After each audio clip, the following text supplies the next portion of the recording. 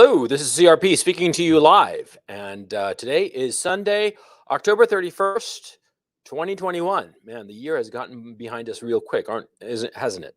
It's the 10th month already. I can't quite believe it. I mean, it just seemed like the year started and here we are ending it, or close to it at any rate. Um, Today, I'm going to be talking about the basics of real estate investing. Now, the thing is, see, I actually look through all of my CRP content and Gonzalo Lira content and Patreon content. And apparently, I'd actually never done this kind of presentation talking about the basics of real estate. I've mentioned it a few times. I mean, I have a memory that I've done it before, but I couldn't find it. And I searched high and low. Guys in chat, tell me if you guys remember or recall a particular episode where I discussed the ins and outs of real estate investment, because I can't seem to find it. I've mentioned it quite a bit when I've talked about budgeting your life and that sort of thing, but I haven't done a dedicated episode to it. So that's kind of weird, I mean, because real estate investing is well, it's a principal source of my income outside of YouTubing, and I've been dabbling in real estate for decades now, and it's something that I know fairly well. And so I'm like, damn, okay, I just don't get it. Um, yeah, I'm looking at the comments here, and nobody seems to recall me doing a dedicated episode. So here we go. Four years into my YouTube career, and what I started really doing content on this channel in October of 2018. Wow, 3 years already. That's a long time. And finally, I'm doing this of something I actually know a little bit about. So anyway, you guys don't need to see my ugly mug. Let me just close myself out here, and I'll just put up the presentation, which is the important bit. Now, the basics of real estate investing, okay? Now, what I'm going to do is I'm going to give you the presentation, and then I'm going to use the time for you guys to ask me questions. I'm looking at the number of viewers, and there are only 18 viewers. I usually get like 70, 80, 90. And well, yeah, people are coming in and whatnot. I don't know why so few people came. Probably because it's Halloween. I don't know. Or maybe just the subject is just of not much interest to them. But I'm assuming that the people who are here are actually interested in this. And so I'm going to give a good chunk of time to taking any questions and answers.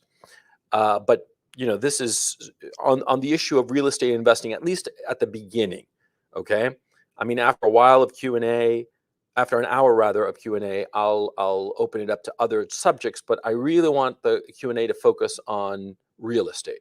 If you have questions, start preparing them beforehand so that we can get right to it when I do the Q&A.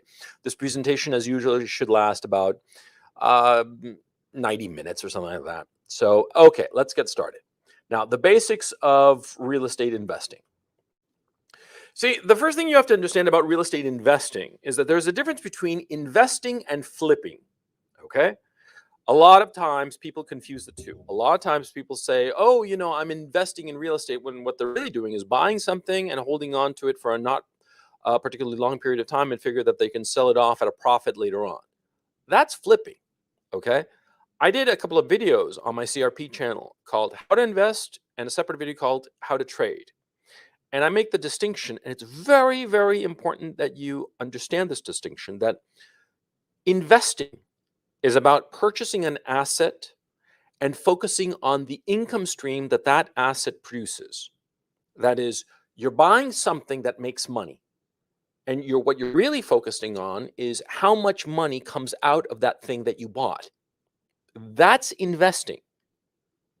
Trading is when you buy something with the expectation that later you will sell it at a higher price. I mean, even when you sell something short, when you short the market, what you're really doing is selling a contract that you expect will be worth more, that you're buying a contract rather, that you expect will be worth more in the future than it is today, okay? Trading is making money off the price differential between what you buy today and what you sell tomorrow. That's trading, i.e., flipping. In real estate circles, people talk about flipping. That's purchasing something and then flipping it around later to sell it at a higher price. Now, flipping, for purposes of this conversation, is usually done short term, less than 2 years. Okay, because in the real estate investment game, you buy properties for minimum 5 years. You're not thinking of a piece of property, whatsoever that property may be, as something that you're going to hold on to for less than 5 years. If you're investing, if you care about the income that is produced by the real estate asset. If you don't care, if you want to make money off the price differential, that is, buying it low today and selling it high tomorrow, then it doesn't matter what the income is, because you're not gonna make money from the income. You're gonna make money from the price differential, and that's why flipping is usually short term. Lots of flippers do it for less than a year. Okay, and there are different kinds of flippers. There are people who flip a property after they put a lot of effort into it. Sometimes they will buy a decrepit house or a building or whatever property it is, and it's decrepit. And they put a lot of time and effort and money into revamping it, making it look spick and span. I mean, practically making a brand new property. And that kind of flipping can be high risk, because you're putting an awful lot of your cash, quite apart from the cash that you use to buy the property, into fixing it. So you better have a really good idea that fixing a property, once it's fixed, it'll find a buyer. Because you see, if you buy, say, a decrepit house in the Hollywood Hills in Los Angeles, the Hollywood Hills has always been a very hot real estate market, even during the Depression, because rich people in Los Angeles want to live in the Hollywood Hills. And so if you take a decrepit property and put a couple $100,000 into it to make it look spick and span, and you just gut the whole place and redo it. There have been some TV shows about this. That's why I'm thinking about it. That kind of flipping can be very lucrative, because you're sure to find a buyer. See, that's the key issue about flipping property. You better make sure you get a buyer who will pay more than you paid for it, or else you're shit out of luck. See? Now, often a flipper will improve the property. Sometimes, like I said, it's like they just gut the whole thing and redo it. Sometimes it's as little as putting in an in-ground pool. Okay, but think about it. It could be that you buy a house for, say, I'm just making numbers up off the fly, for $150,000, and it costs you $10,000 to put a pool into it, and then you can turn it around and sell it for 200 grand. Well, then that $160,000 investment will give you $40,000 of profit, assuming, of course, that this market is a housing market where houses move relatively quickly and whatnot, and comps, that is, comparable properties, have sold for that amount of money, and it's a reasonable bet. Yeah, then flipping like that, that's a great business opportunity. If you have that clear path, that clear trajectory, take it. Of course, I'm not saying don't flip anything. I'm saying understand the difference between flipping and investing. Like, I've had some properties for over 20 years now. I just sit on them and just collect the rent. I have a real estate management company that does all the stuff of like fixing it up or whatever the fuck. But the point remains, see, when you're investing, you don't give a shit the price. You only care about the income that the real estate is producing. See, and of course, how does a piece of real estate produce income? By rent. That's the only way to do it. You buy something and you rent it out. Okay. Now, this is very important, because there are a lot of people who say, for instance, this is very typical. They'll say, "Oh, I bought this piece of land, this fallow land. There's nothing on it, but I figure that in 10 years it's going to be a great development, so it's an investment." No, it's not. You're flipping something.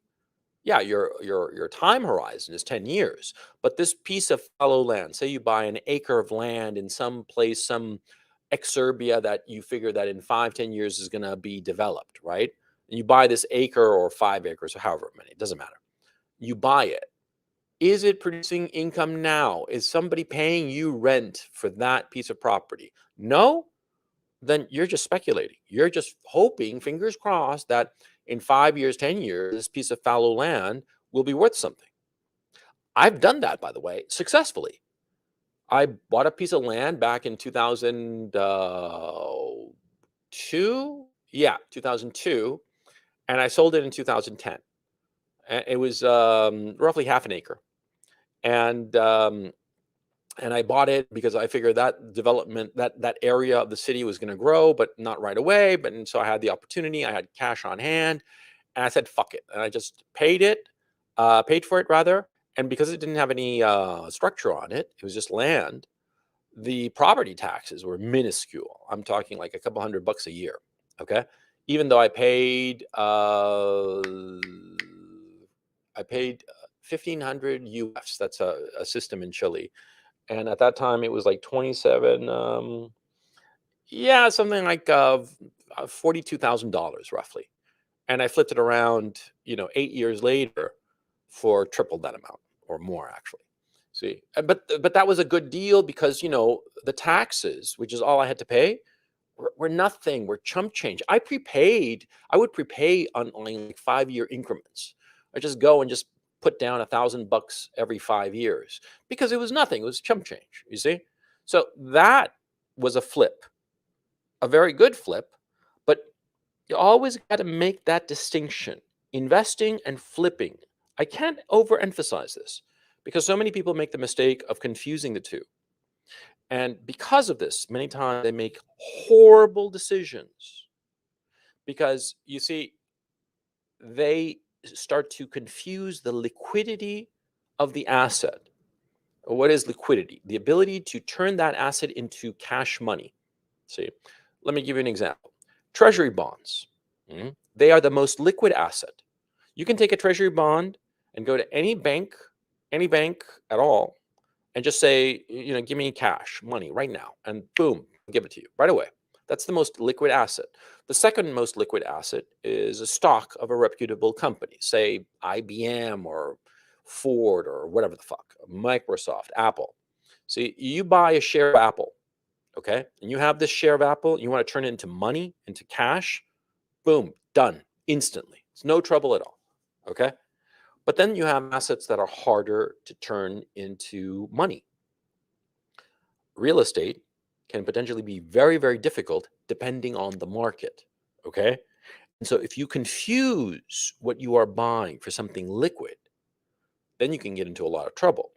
The asset that I mentioned, the piece of property, the half acre that I bought in 2002. Okay. See, I knew that because of its location, because at that time that I bought it, it was way the fuck out there. I knew that selling it would be a fucking hassle. It would be a huge fucking deal to sell it. And so therefore, the idea of casually just turning it into cash, I knew when I got it, but a lot of times people don't realize this.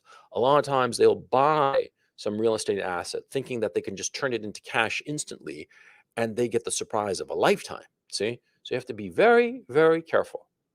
Okay? Always understand the difference between investing and flipping.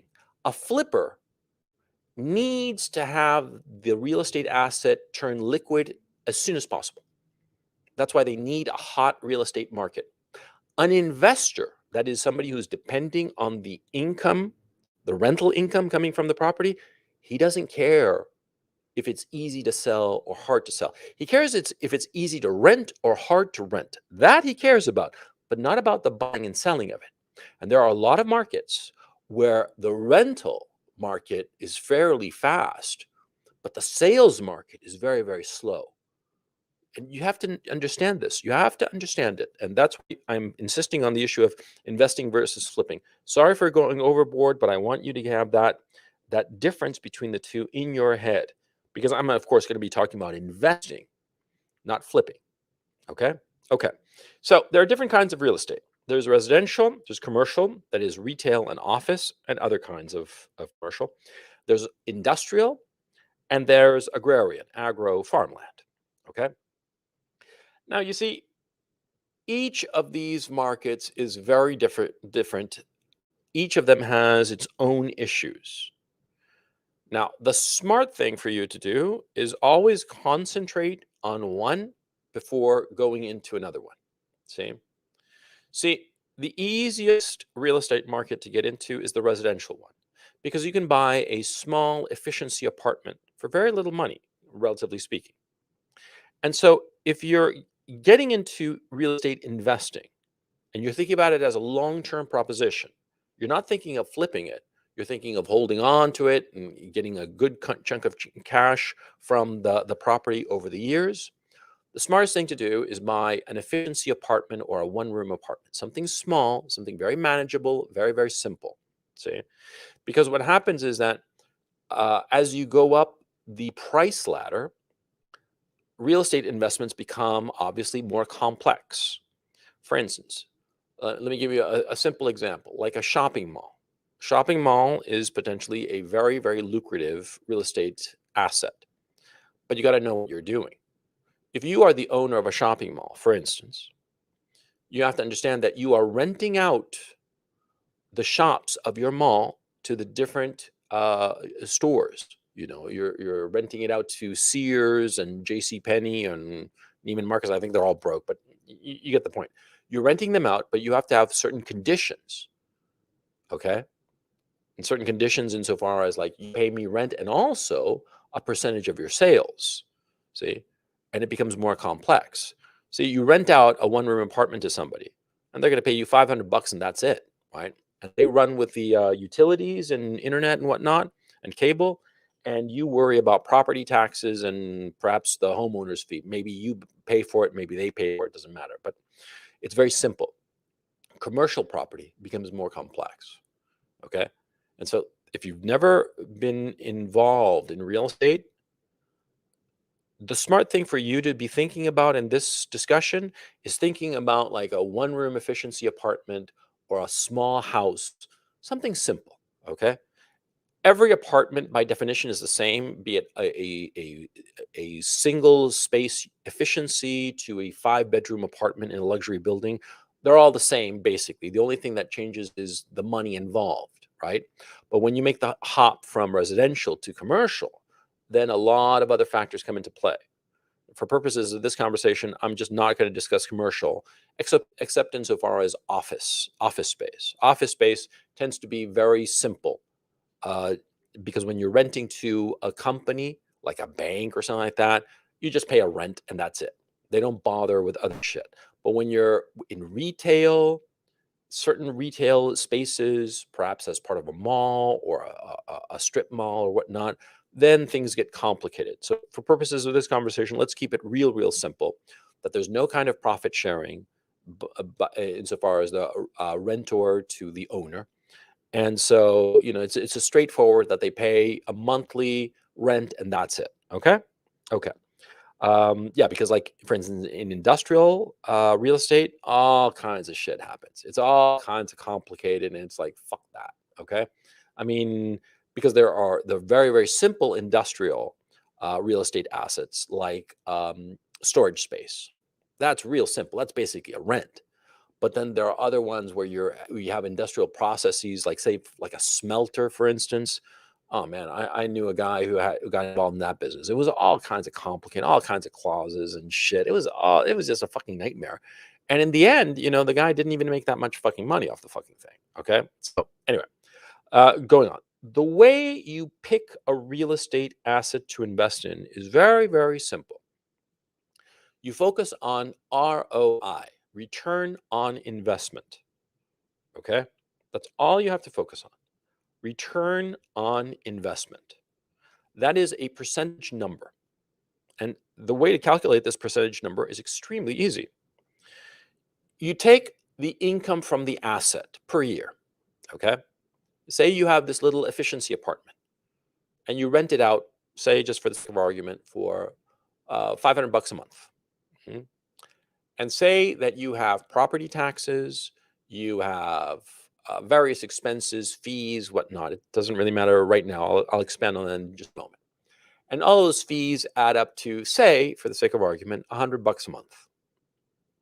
That is the 500 bucks that you get rent minus all the costs, which add up to 100, taxes, fees, whatever the fuck. What's the net of that? That's $400 a month. 400 times 12, which is the number of months in a year, is $4,800. And let's just say, for the sake of argument, I'm making this up, and this might not be realistic in many markets, but it's not important. It's just a hypothetical, just for you to understand. You're getting rather, after everything, you're getting $4,800 a year, and the cost of it was, say, $100,000. So what is your ROI? It is $4,800, which is the net of the rental. It's not $6,000, because if you got $500 a month times 12, that's $6,000, but you have expenses, and those expenses add up to $1,200 a year because they're $100 a month, right? And so your net income after expenses is 4,800 bucks, and the price of the property is 100,000. Therefore, 4,800 divided by 100,000 is 4.8%. That's the ROI on that particular apartment. And that's how you calculate it. And that is the number that you want to focus on. Now, there are two kinds of ROI, which I'll get to in a second. One is called ROI, return on investment, or sometimes it's called nominal ROI. And the other is called out-of-pocket return on investment. Now, just keep that in mind. I'm going to explain it in just a little bit. I'm going to start talking about the issue of mortgage loans. But for purposes of this conversation, right now, just focus on ROI. Now, in the hypothetical example of this efficiency apartment, that you're getting a 4.8% return on investment per year, okay? Now, suppose the following, and I'm just making numbers up here, okay? So it's not important. It's not important that they be accurate, because they might be, outlandishly inaccurate or unrealistic, but it's just for the purposes of conversation. Suppose, for the sake of argument, that in some other city, instead of paying 100,000, you pay 50,000, half. Okay, you don't have to shell out $100,000. You only have to shell out $50,000 for an efficiency apartment. Sounds pretty good, right? But see, in this market where the housing is cheaper, the rents are cheaper too. And the rentor at the new place pays $250 a month. And you're like, well, the other place was 100,000.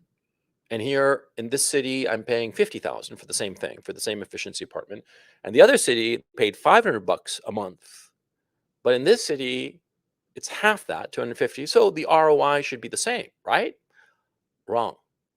Because in the second city, for instance, the expenses are also $100. So 250 minus $100 gives you what? $150, right?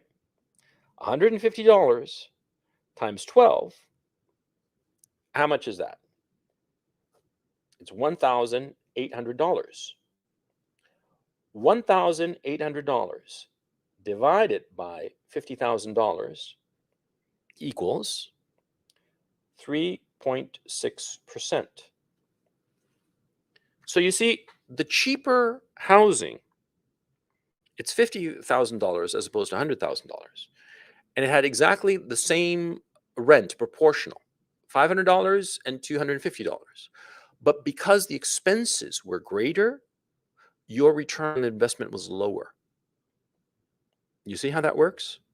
You see how you have to factor in the expenses and be very careful about them, because they can negatively affect you. You see, with the $100,000 property, you are netting, as we said, $4,800. But with the cheaper apartment in the cheaper city, you're not netting half of that, which would be 2,400. You're netting 1,800. That is, you're losing $600. You see? You see how important it is to look at ROI and compare ROI? Because you look at one apartment that costs $100,000 and another apartment that costs $50,000 in a different city, and you say, well, I'm comparing apples to oranges. One is more expensive than the other. But when you reduce it to ROI, then you can make comparisons, real comparisons, insofar as profitability is concerned. You see you see the nuance. Mhm. Yeah. Oh, I'm just checking real quick. Yeah, I'll talk about our rates in just a second. Rates are real estate investment trusts. I'm not too keen on them, but that's me. Um, Now, the what you call it? Sorry, I got to throw it a little bit. You see the importance of looking at ROI because, see, in one property, you're actually making more money, even though it's more expensive. See, so you have to always be focused on this, and of course, paradoxically, it could go in the other direction as well. Okay, so you always want to focus on ROI. It's the most important figure. If you are trying to figure out the profitability of anything, focus on ROI. That way, you're not comparing apples to oranges. You're comparing watermelons to watermelons. Yeah, because if you reduce everything to ROI, they're all the same. They are all watermelons. There are no apples, no oranges, only watermelons because of ROI. Okay? Now, um, yeah, so, oh yeah, in the example, I basically did the same thing. Now, why is real estate such an attractive long-term investment? Oh, the simple answer, mortgage loans. See, mortgage loans are cheap. They are, in fact, the cheapest loans that you can get. And they are often very cheap because the government subsidizes them or otherwise encourages low interest rates because it wants to encourage home ownership. Okay. Because people who own their own home are happy. They're happy voters. Right. And so the whole idea is to encourage home ownership. And that's why the government goes out of its way to create all kinds of schemes to lower interest rates. Now, here's the thing. Governments usually they try to do this with low income families because of course they want poor people to own their own home because they don't want the poor people to be a burden on the state. And so they go out of their way to help poor homeowners or low income homeowners. But this help to the poor naturally percolates throughout the entire market. You see? The entire mortgage market, not just the very poor areas, but the rich areas everywhere. They benefit from it. Okay. It's a knock-on effect. Okay. Okay. And the other thing too that happens is that because of an invention called mortgage-backed securities that I'm going to get into in just a second, see, interest rates are very low for mortgages, very low for mortgages, not only residential, but also commercial, industrial, and agrarian. Okay. And well, the beauty of the mortgage is simple. See, a mortgage allows an investor to have the investment pay for itself. Okay. So you're 25 years old, say. Okay. Now I'm 53. I'm 28 years older than you. Suppose at your age, 25, you buy an efficiency apartment and you finance it for 30 years with a 30-year loan. And you get this loan, and it turns out that, see, the all of the expenses, the mortgage payment and the taxes and insurance and whatnot are exactly the same as the rent. You don't get any money. Mhm. Now, to buy this apartment, you paid 100,000 is the cost of the apartment, but you financed it by 90%. That is, you borrowed $90,000 against the apartment. That's how a mortgage works. Because when you buy a property, you go to the bank and you ask the bank to give you a loan to buy that property. If you fail to pay back the loan, they take the property. That's the mortgage loan. Okay, that's how it's structured. Mhm. The property itself is the guarantee that you will pay back the loan.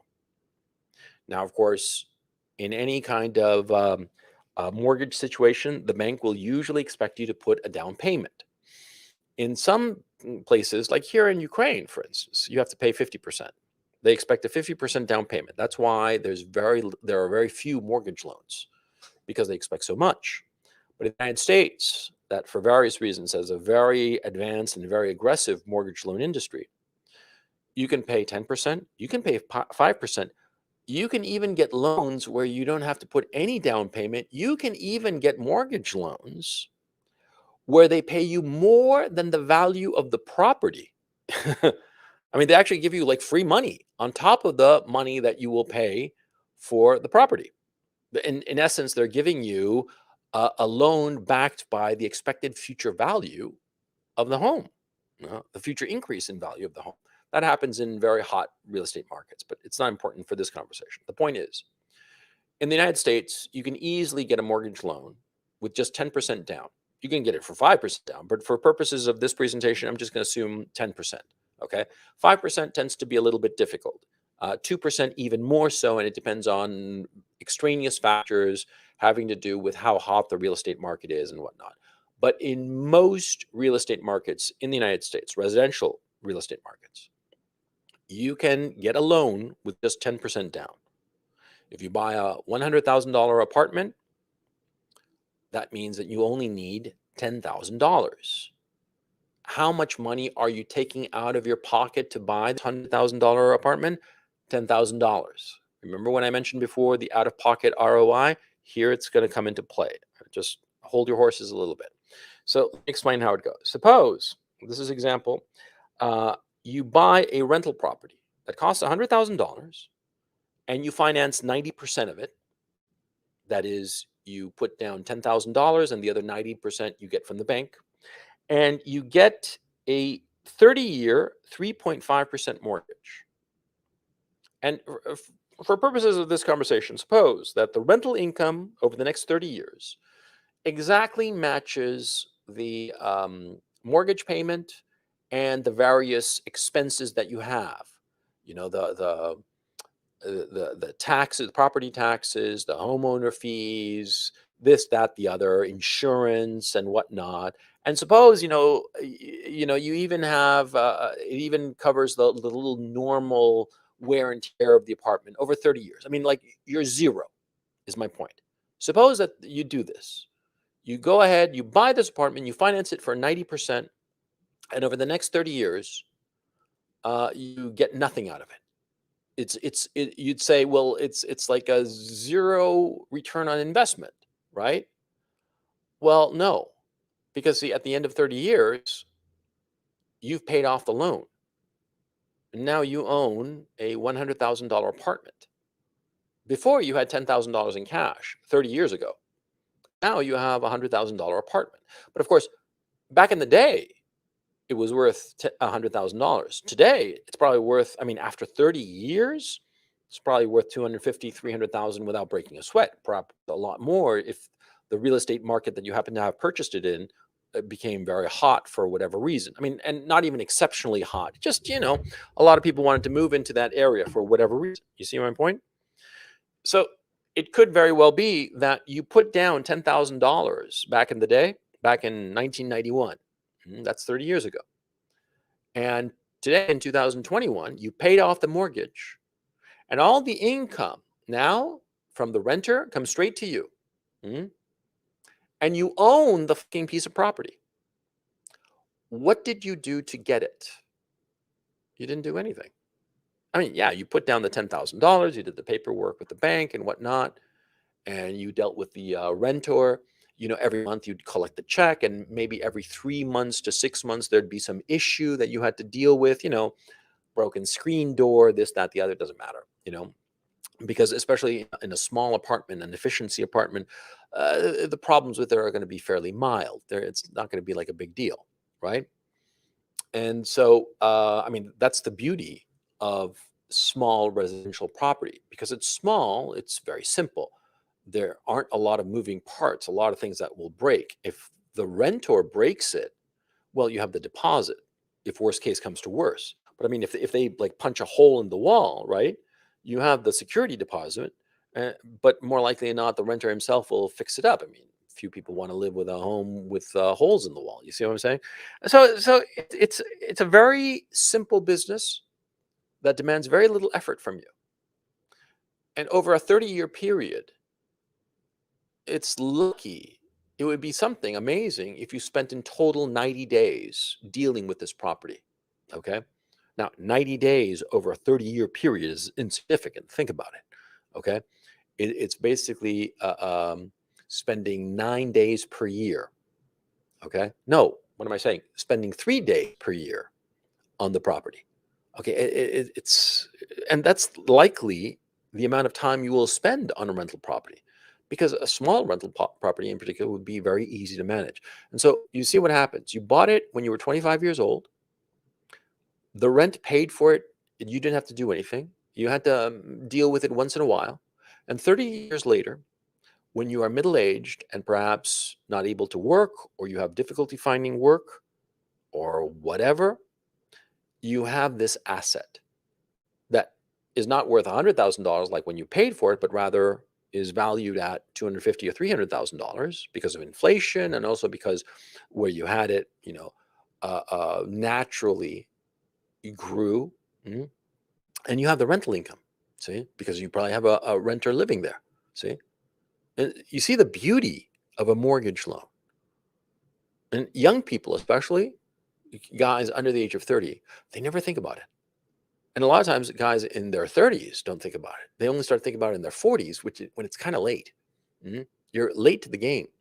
See, you should be thinking about it in your late 20s, early 30s. You should be thinking about purchasing real estate assets and having the renter pay for your mortgage, because that's what's going on. And it's an extremely simple business and extremely lucrative. Okay.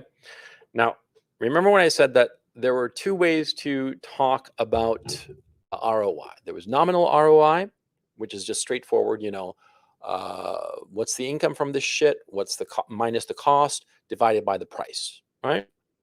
Now, another way to look at ROI, and another way to calculate it when you're looking at different real estate investment opportunities, is to think of the out-of-pocket ROI.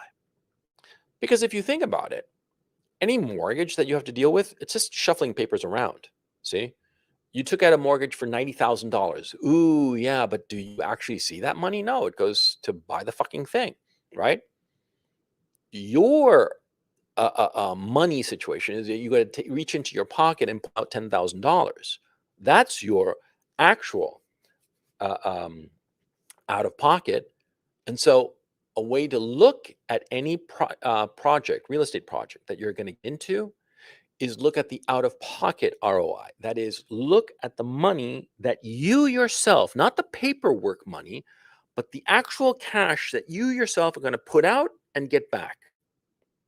In the example above, see, I posited that you were putting down $10,000, right?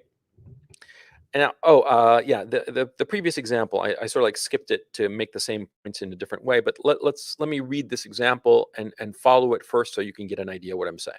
Suppose you buy a $100,000 rental property that you financed it at 90% of it. That is, you paid 10% down payment.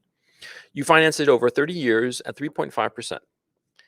Now, the mortgage payment for that, including taxes and fees and insurance, is going to be 536. Don't worry. I did it on a calculator, an online calculator. You can do it whenever you want, right?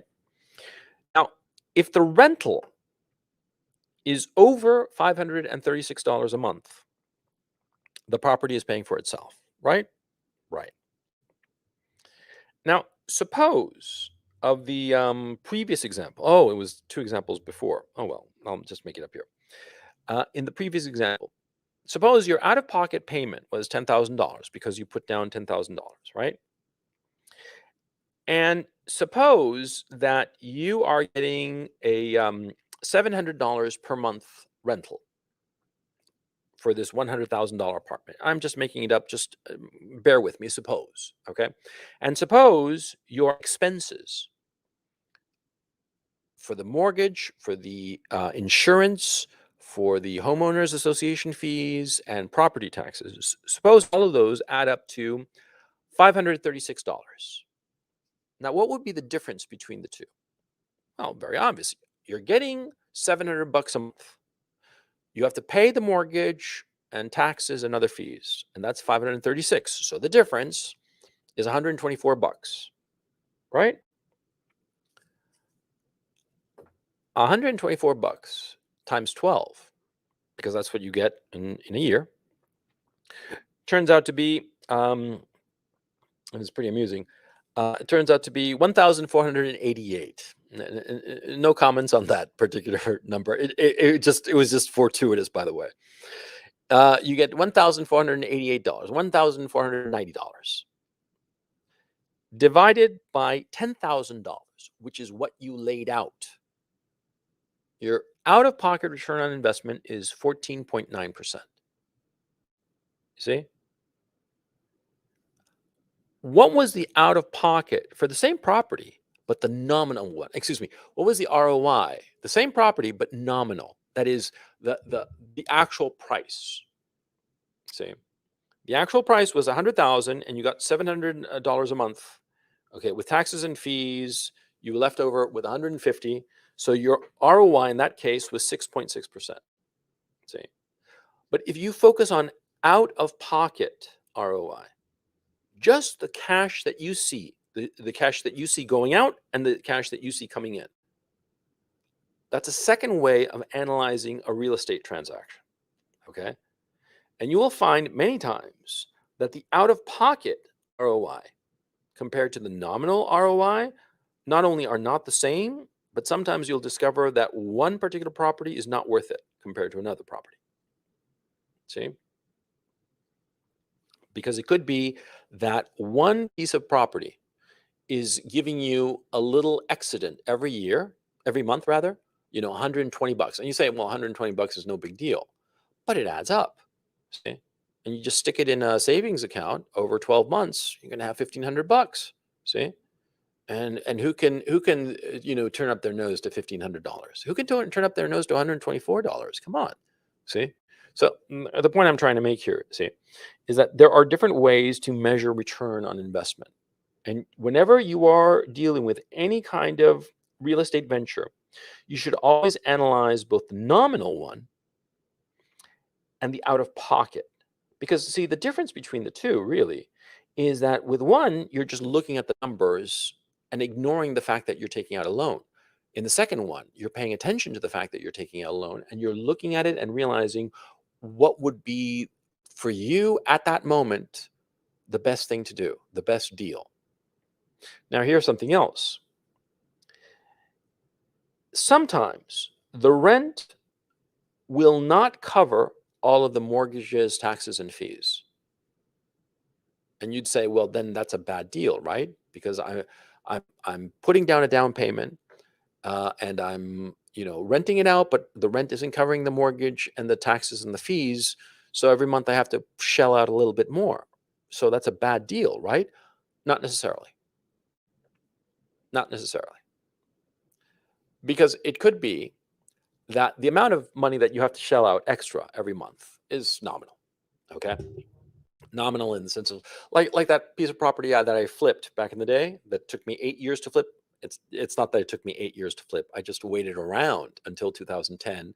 And when that area started getting developed and there were houses on either side of the piece of property that I purchased, that's when I decided to sell because I knew I'd get a good buyer for a good price. Okay. But anyway, the point in that one, I was paying, 200 bucks a year on property taxes, nothing. Mhm. That was very little amount to keep that that particular bet in play. Sometimes, if you're dealing with a property, say that you bought a property that's worth $250,000, and you only had to put down, say, for the sake of argument, 5%. 5% of $250,000 is $12,500, which is it's a bit of money, but it's not that much money, right? You can put together $12,500, right? I mean, if push came to shove, you can ask around your parents, grandparents, whatever the fuck, break a piggy bank or two. And so the point is, you buy something that's worth $250,000 and say that the difference between the rental price and the mortgage and taxes and fees is only like $100 a month.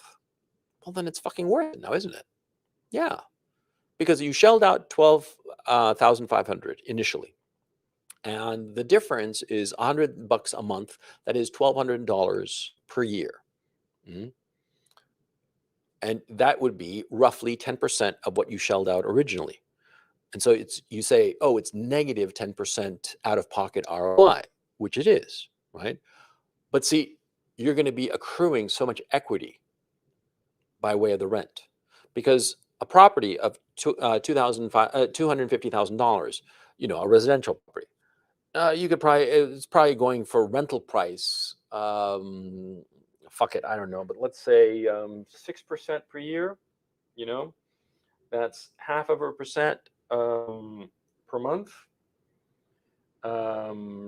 Times 250. Shit, help me out with the math here. Yeah, that's like 10 grand a month.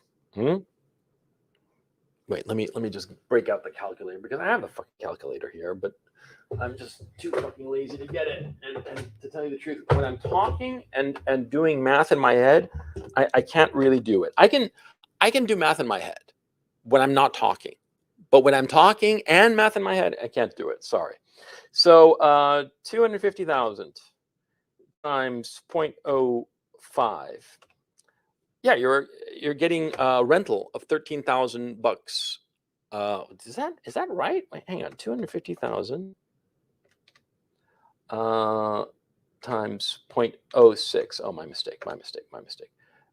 Divided by 12. Right, you're getting a rent of $1,250 per month.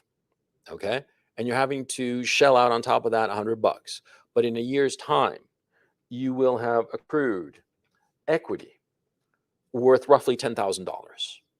So in 2 years, you will have surpassed your out of pocket in terms of equity. See, and that's the key issue, because a mortgage loan, it goes back to the whole uses of it.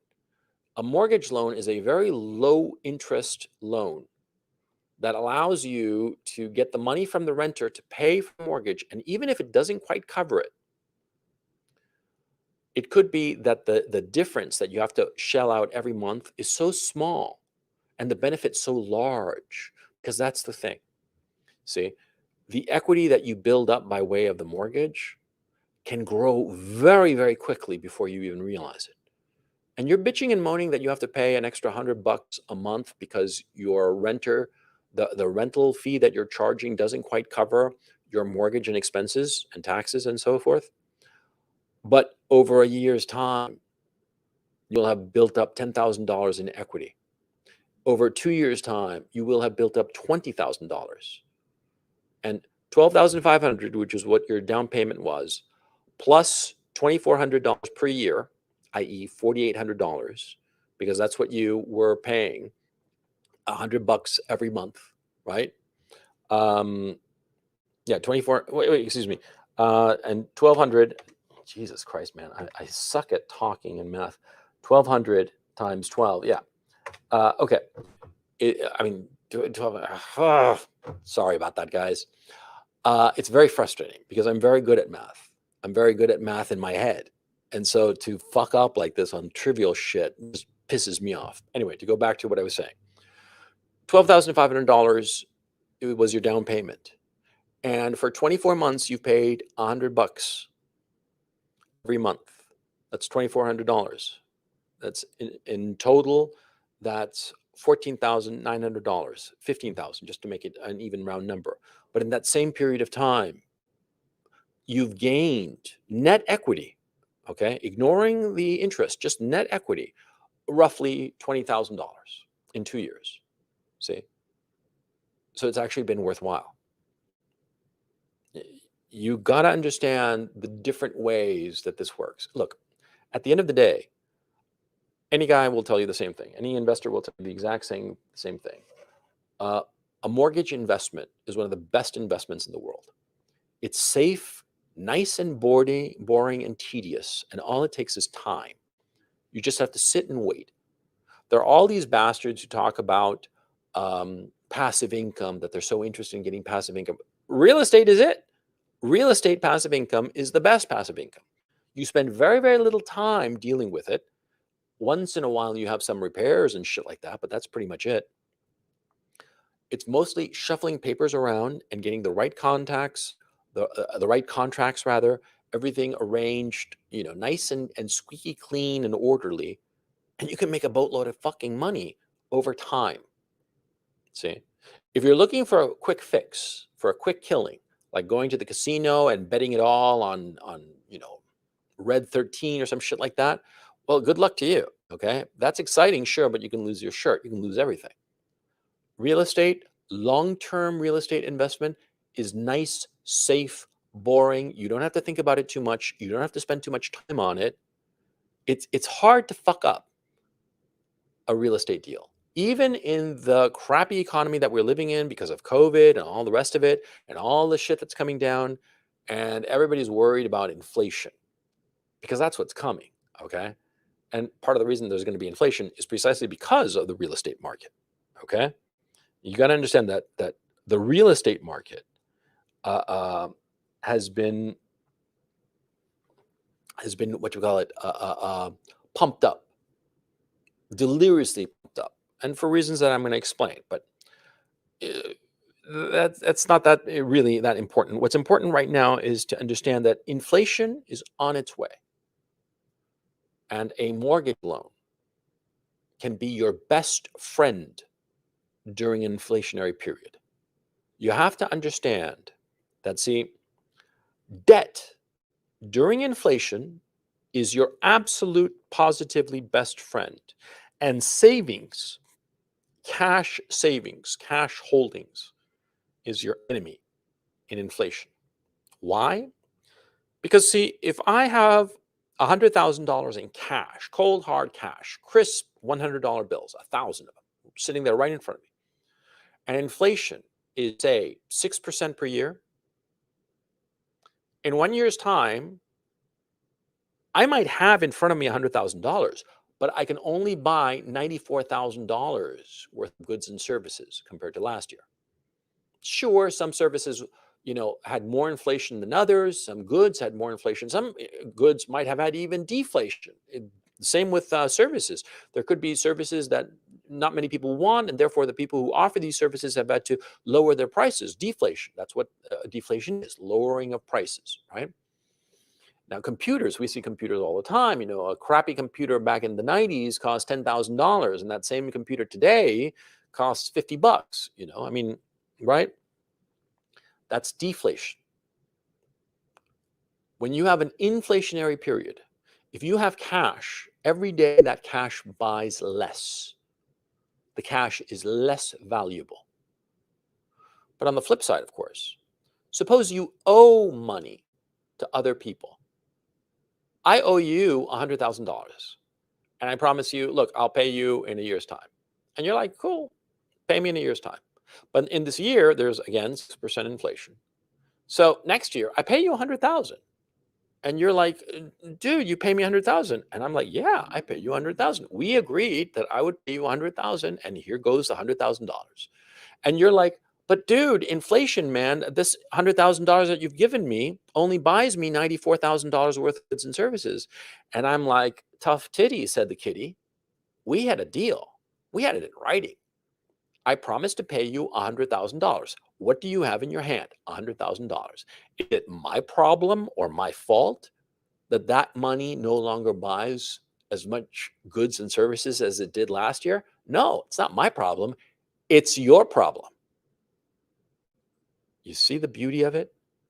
When you go into debt in an inflationary period, the debt loses value.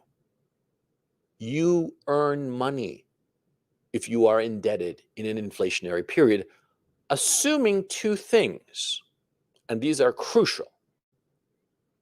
Assuming, number one, that the debt is not readjusted for inflation. You lend me $100,000, but you put in the contract that the debt will be adjusted for inflation.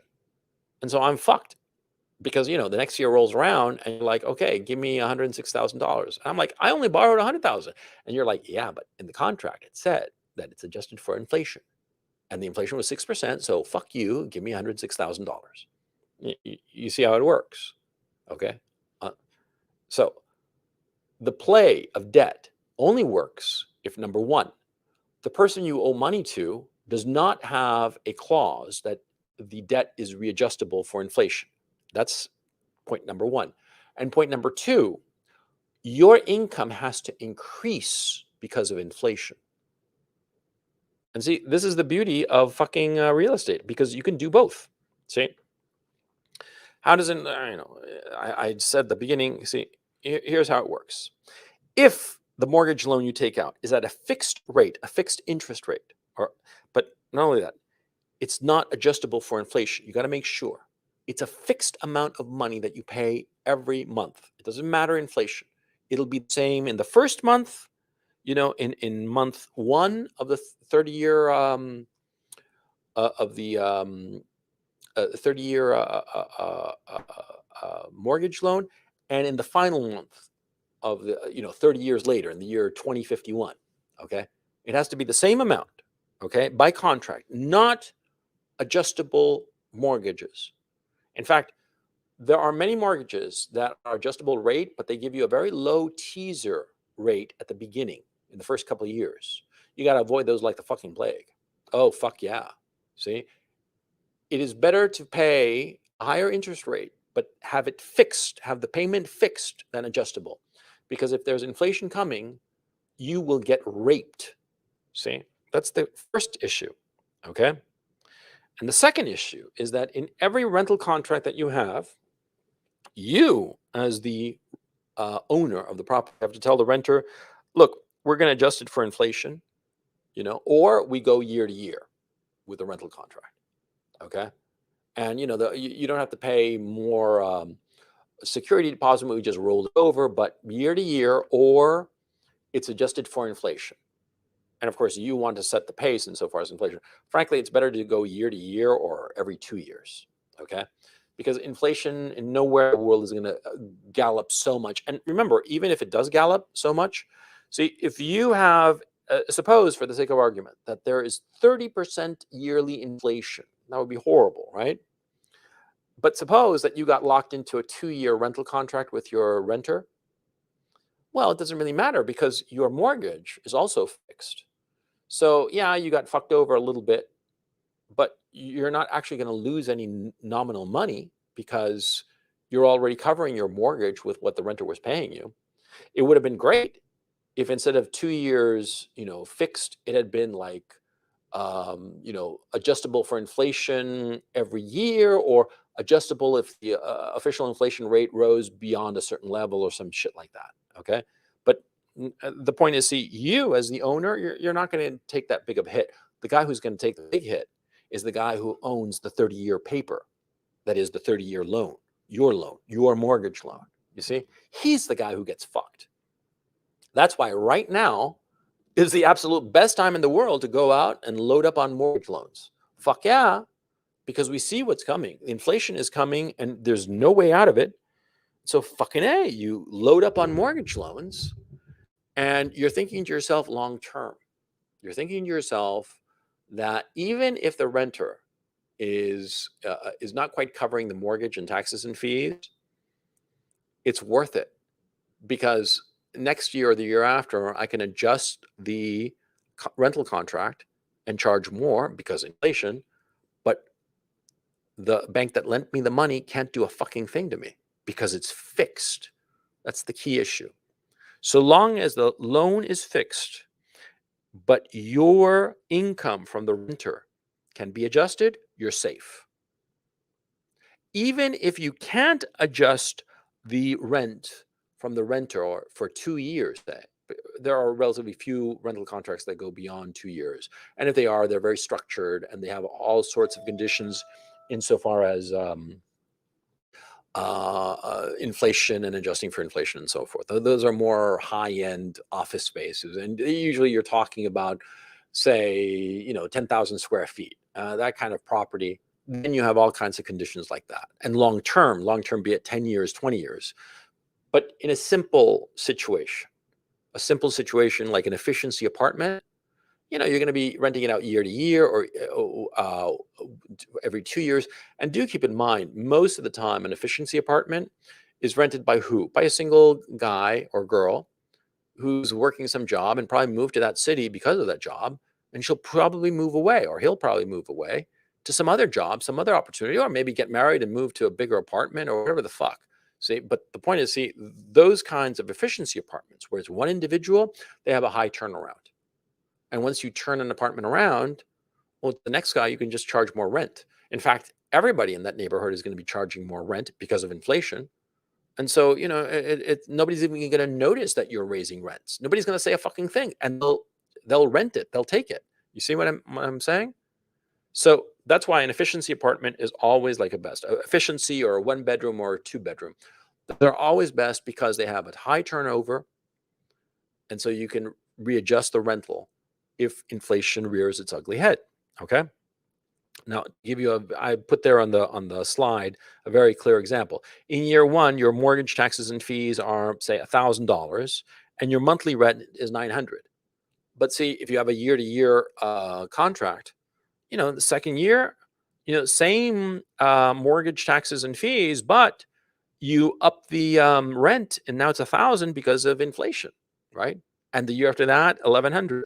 A lot of people will point out that, see, the taxes might rise and the fees would certainly rise. Yes, they would, but they're going to be relatively small. When you're talking about mortgage, taxes, and fees, it's usually a small percent. The taxes and the fees, as the fees especially, are relatively small. And also, a lot of times these fees are also fixed, like the insurance ones are fixed. Homeowner association fees aren't going to be fixed, and they'll be adjusted for inflation month to month, but they're small, okay? In $1,000 in mortgages, taxes, and fees, the homeowner association, $50, $75, maybe 100, but it's going to be relatively paltry. And if it's, say, $100 a month, homeowners association, which is very expensive, they adjust it by 20%. That's a lot, right? Yeah, but it's just $20. I mean, you got to understand the proportions here, okay? So anyway, the point. Inflation is your friend when you take out a loan at a fixed rate. I mean, I can't emphasize this enough. If you take out a loan with an adjustable rate mortgage, or with some built-in caveat in the loan that if the consumer price index, that is the measure of inflation, crosses a certain threshold, then you get adjusted. You're fucked. I mean, you did precisely what you shouldn't have done. See? And if anybody talks about the morality of it, oh, you're fucking over a bank. Oh, God, yes, I fucked over a bank. I don't think I'll be able to sleep for a month. Come on, fuck them. They'll fuck you the moment they can, the moment your back is turned. Fuck you without lube and not even like a kiss goodnight, So who the fuck are they? Why do you care whether they get fucked over? Don't think of it in those stupid moralistic terms. Okay, don't. That's just dumb. Huh? I just have to say that because some people are like that. I don't understand that mentality. No, that's not fair. Who gives a fuck? You're fucking over a bank. All the fucking banks in the United States should have been declared bankrupt in 2008, including Citibank, JP Morgan, Chase, all of these fucking banks. Why? Because they were all insolvent because of the stupid shit that they did. And instead, they all got bailed out. All their executives got a shit ton of fucking money, shitloads more money than you've got probably. And yeah, did they even offer an apology? No. They just said, fuck you, give me more money. And they got it. Why the fuck should anybody care about those fuckers? I don't understand it. But like I said, there are a lot of civilians, a lot of regular people who have this weird moralistic mentality. I just do not understand it. I just think it's dumb. But okay, to each his own. Anyway, moving on to this. Why will there not be deflation of real estate prices, at least in the U.S.? If you're in the U.S., you've probably seen. Real quick sound check. Give me a +1 if everything's copacetic so far. You've probably seen in the United States a lot of empty commercial real estate, a lot of empty stores, a lot of empty whatever the fuck, right? And you're saying to yourself, well, these stores, they're empty and they're asking for rent, right? So eventually the owners of these rental properties are going to cave and lower their rental prices, right? Thanks, guys. They're going to lower their rental price and, instead of charging, I don't know, whatever the fuck per square foot, they're going to lower it by 10%, 20%, 50%, whatever it takes to rent out the property, right? I mean, there's going to be deflation, right? Eventually, right? Well, no, there won't. And the reason is the mortgage-backed securities. Okay. Now, a quick primer. What are mortgage-backed securities? Well, very simply put, see, there are mortgage loans. A bank, a local bank, whatever, will lend out money to the person there in, I don't know, Jacksonville, Florida, or some shit like that, to buy some house or some apartment or whatever the fuck. And see, the bank lends out a lot of money, lends out, for each of these houses or apartments, let's say apartments, right? Efficiency apartments. And we've been talking about that, so let's keep on track with that. They lend out $90,000 a pop, right? Because they're $100,000 each, and the person taking out the mortgage loan puts down 10,000, right? And so the bank puts out $90,000. They took out $90,000 and gave it to the customer to go out and buy this stupid apartment. And of course, those $90,000 went to the owner, who either owned it outright or had a loan with his own bank, which is a different bank, of course. And so, okay. But see, the bank that made this loan, it doesn't make one loan. It makes thousands of loans, right? 1,000 loans of $90,000 each, that's $90 million that's out on the street, okay? And what does the bank have? It has all these promissory notes, these loan notes where the person who just got the loan, the mortgage loan, promises to pay back and puts up the apartment, the property, as collateral. That is, if the person fails to pay, the bank has the legal right to go and take possession of the apartment and sell it off and pay off the loan and whatnot, right? That's the legal agreement. So the bank has 1,000 loans, and they're all more or less the same, right? They're all efficiency apartments in Jacksonville, all these fucking loans. What the fuck? What good is having all these loans on the books? Because, it would be great to have cash to keep on doing this business, collect fees and whatnot, right? So what a bank does is takes all the loans that look kind of similar, similar in terms of like, oh, it's the same city, same size apartment, square foot, same size loan in terms of money, and bundles them. Okay. Sometimes they're very small bundles of, say, 10 loans, 20 loans. Sometimes it's 10,000 loans, without breaking a sweat, by the way. Okay. And so they bundle these loans. The bundle is called a mortgage-backed security because it is a security, it is a bond, right? And what it is backed by mortgages, by mortgage loans, mortgage-backed security, MBS. And see, what does the bank do? It takes this security and it sells it. Say, for the sake of argument, that we're talking about 1,000 apartments in the Jacksonville area. It takes those 1,000 loans that it issued that represented $90 million. It's not going to be quite that for various reasons, but it's not important for this conversation.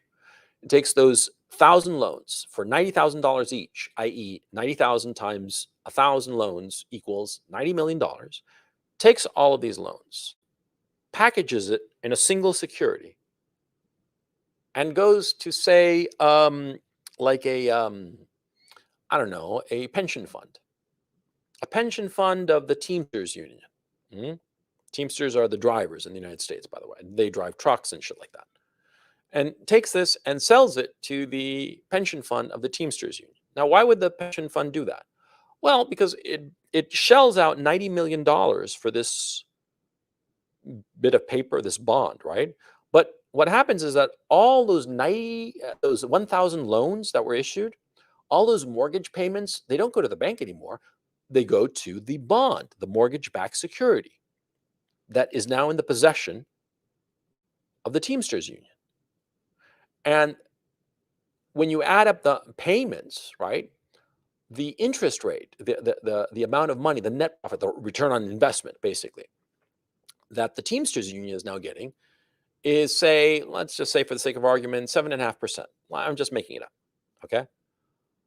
So for the Teamsters, it's great because they put out 90 million, but now they're getting 7.5% for 30 years. Huh? And this is a good deal for them because they're a pension fund. They have to shell out money to their pensioners. Mhm. And so if they're getting 7.5% per year on $90 million, here once again, 90 million times 0.075, that's $6,750,000 per year, which will cover their payments for God knows how many pensioners. You see what I'm saying? You see, it's a good business. It's a good business for the pension fund. It's a good business for the bank because the bank had all these loans on its book and no cash. But it took all these loans, sold them to the pension fund, and what did it get? It got cash, 90 million.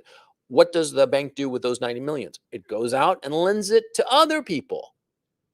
And it gets fees from these other people and whatnot. And it gets all these loans. And what does it do with all these loans? It packages them again and sells them off to some other pension fund. Maybe it's not even a pension fund in the United States. Maybe it's something in like Germany or some shit like that. Germans love buying that crap, right? You just keep on selling this shit, okay? And that's how the wheel keeps spinning. Now, because of this, because of the mortgage-backed securities, see, and this was illustrated very, very well in the movie The Big Short. If you're interested in this topic, go watch that movie. It'll explain it very, very well. Extremely well, actually. Well, see, when the bank lends money, it checks the FICO scores, that is the credit worthiness of the applicants and whatnot. It checks to make sure that they've got a job. It checks to make sure that everything's copacetic, right?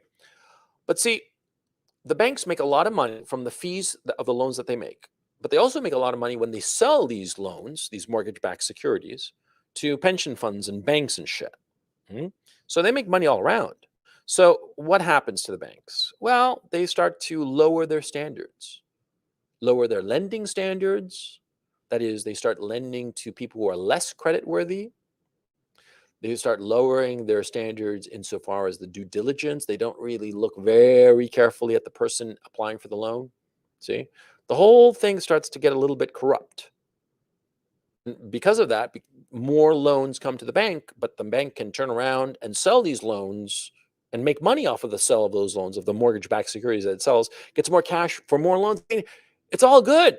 Everybody's making a lot of money. Everybody's making like a lot of money in their bonuses and all the rest of it. It's all fucking good, right? But what happens is that more and more people start taking out mortgage loans that they aren't really qualified for, on the one hand. On the other hand, it inflates the prices of real estate. You see, come on, let's be sensible here. It's insane to think that an efficiency apartment should be worth $100,000. The median household income is $50,000. That's before taxes. Okay, a person, a college graduate, they're lucky to be earning 30 grand a year before taxes. After taxes, that bracket, I guess, about 25,000. Right? It's insane that an efficiency apartment, a little box with a toilet and a sink that passes for a kitchen, it's insane that such a box should cost 4 years' salary for some poor schmuck, some poor college grads who's got God knows how much debt from student loans and shit, right? It's insane. But it's happened because of mortgage-backed securities, because there's so much money to be made. And see, here's the thing. The property is worth $100,000, right? But the money that you pay if you take out the loan is like $400 or $500 all in. So it's not that bad. It's not that big of a hit. Okay. I mean, it's a hit, but not that big of a hit. And here's the other thing. See, you're buying something and you're thinking, yeah, I took out a 30-year loan, right? And so it's sort of like it's a number that's so large that you don't even think about it. You just pay. See, you pay and you get nothing. You get very, very little. See, now I'm talking about the person who is buying their own place. They get very little out of it. See, and it's a shitty system. It's really, really good for people who invest in it and buy a lot of properties. See, because it's very easy to buy a lot of properties. When you're an investor, it's very easy to buy a lot of properties and get a lot of mortgage loans. Because what happens is that, see, the very fact that you have a lot of mortgage loans and a lot of properties and you're up to date with them makes you a better risk. The bank will look at you more favorably. If you're a guy with nothing to his name and you take out a loan to buy an apartment, it's going to be kind of like a hassle. It'll be difficult. But if you've got 5 properties, small ones, but you've got 5 properties and you're up to date on the mortgage payments and whatnot, the loan officer at the bank will look at you and say, "Oh, what's your score? It's okay. Oh, you got these 5 fuckers? Yeah, you're good. Approved." And you'll get approved for your 6th, 7th, 8th, 9th, 10th property without breaking a sweat. I mean, it'll be consistently easier each one you do. The first one will be hard in terms of jumping through hoops and getting approval and all that shit. The second, third, fourth, it'll be easier. And by the time you get close to the double digits, when you cross the double digits, forget about it. Either the double digits or your portfolio of property is over, say, a couple of $1,000,000. Okay. Notice the nominal value is over a couple of million. Not that you actually have that equity. It could be that you have very little equity. Of that, $2 million, maybe only $50,000 of that. Okay, which is what, 2.5% of that nominal value. That's actually yours. But see, it doesn't matter to the bank. See, what matters is that you are up to standard, up to snuff, up to date on payments on a portfolio of $2 million or more. And so they'll say, yeah, he's creditworthy. He's good credit. See, and the beauty of the credit system in the United States, and as I understand it, in Europe, it's certainly in Chile. Okay, but I'm not sure about Europe. You'd have to know that market. I never purchased property in Europe, but insofar as Chile and the United States, where I have, see, the more you buy, the better your credit score. It's paradoxical, but it kind of makes sense. See, if you don't buy or you buy one thing, it's going to be a fucking hassle. See, and so for investors, that is people who buy multiple properties, dude, it's great. It's this money making machine or equity building machine. Mhm. All you have to do is keep up with the paperwork. And that's all it actually is. It's just fucking keeping up with the paperwork. Okay. And so, anyway, to go back to the mortgage backed securities issue, see, mortgage backed securities are why real estate prices have inflated. Mortgage backed securities are a huge deal. It's estimated that in the United States alone, it's a $5.5 trillion market. That is, if you add up all the mortgage backed securities in existence, they add up to $5.5 trillion. Okay. That's a shit ton of fucking money. It's roughly a quarter of the US GDP. Just this one fucking type of debt instrument. Okay. It's a big deal. In the United States, in Europe rather, comparatively, it's barely 180 billion, which is 1/25th or 1/30th almost of the U.S. MBS. See, 1/30th. So yeah, you got to understand. In the United States, it's a big fucking deal. It's the way that all mortgages are financed. It's the way that money is circulated. There's a very good book by Michael Lewis called Liar's Poker. It's his first book. He wrote it in 1987, and it's still a good book.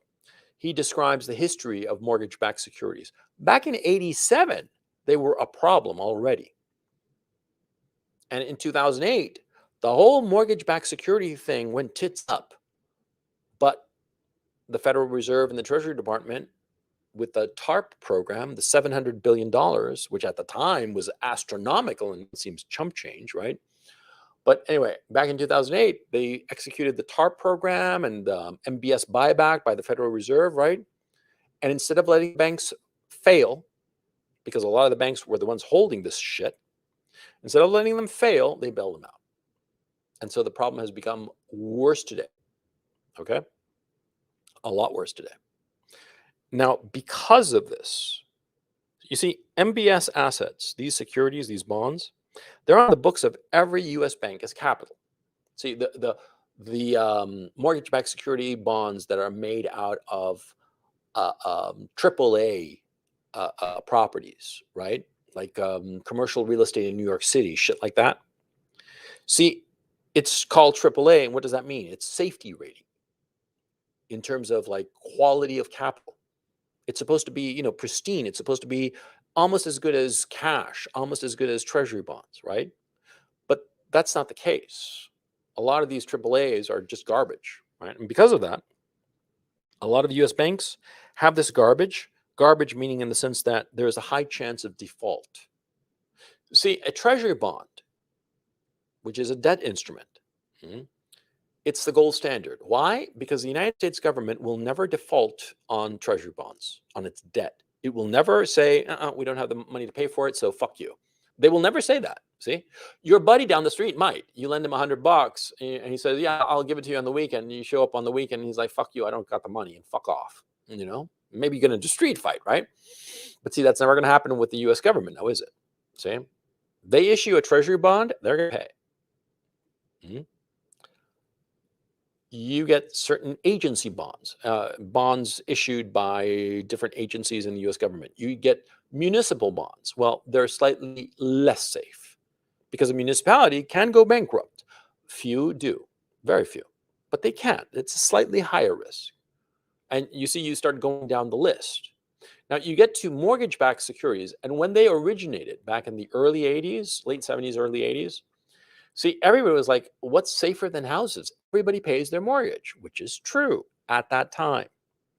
But as they lowered lending standards, what does lowering lending standards mean? It means that you're lending money to people who are less creditworthy, who are more likely to default. And so what's happened is a lot of these MBS assets, they are loans that are owed by people who might default. And if they're unemployed for a prolonged period of time, they're certainly going to default. Fuck yeah. And so a lot of banks have these assets. See? And so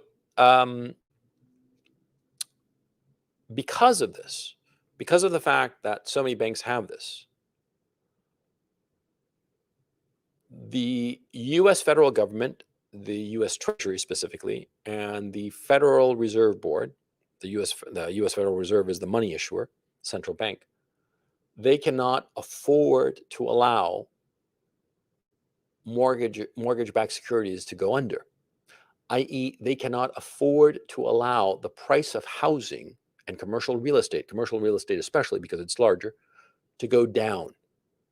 You see all those empty stores in Manhattan. I mean, I'm talking about like fucking Lexington Avenue and Madison Avenue. I mean, like prime real estate, yeah, where all the, Saks Fifth Avenue, all those fucking stores were, all the, Neiman Marcus and all that good shit. A lot of them are fucking empty. And so who owns that property?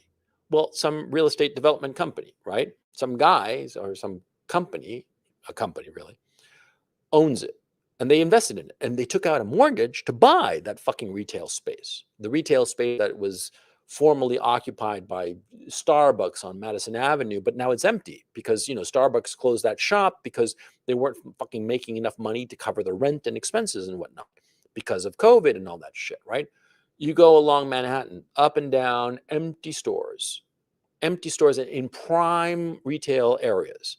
You go to any city in the United States, you see the same fucking thing. You go to Australia, the United Kingdom, Canada, all over the fucking place, you see the same fucking problem because of COVID, because people weren't allowed to go out. So they didn't go to the fucking stores. They didn't spend money at the Starbucks or the whatever fucking store buying whatever fucking knickknacks, right? And so the stores, what? They weren't owning the place, they rented it. And so they closed shop and they left the owner high and dry, no rent. Now, here's a key issue. See, in commercial real estate, and this is only commercial, not residential, for obvious reasons that I'll explain in just a moment. See, when you say I'm a real estate investment company in New York City, in Manhattan, right? My business is to buy property using mortgage loans from a bank, buy the property and take that property and rent it out to, some stores, Starbucks or McDonald's or Neiman Marcus or wherever the fuck, some retail outlet. Mhm. Now, see, I go into an agreement with a bank. Now, of course, this agreement, the mortgage loan, I negotiate it, right? And I see to it that, I want to, you know, I want to pay the mortgage. Of course I do. But I don't want to get fucked over in case anything happens. Anything happens, like for instance, I have the store vacant for a while for whatever reason. It could be anything, right? I mean, of course, I buy flood insurance, I buy tornado insurance, whatever the fuck, all the insurance that's typical, right? But I also enter into agreements with the lender, and the lender wants to make sure that me, as the real estate development company, I'm going to pay up the mortgage every fucking month, right? And so the lender, that is the bank, puts into the contract that I have to rent it, the commercial real estate that I'm buying, I have to rent it for a certain amount of money per square foot. It cannot be lower than that. Okay.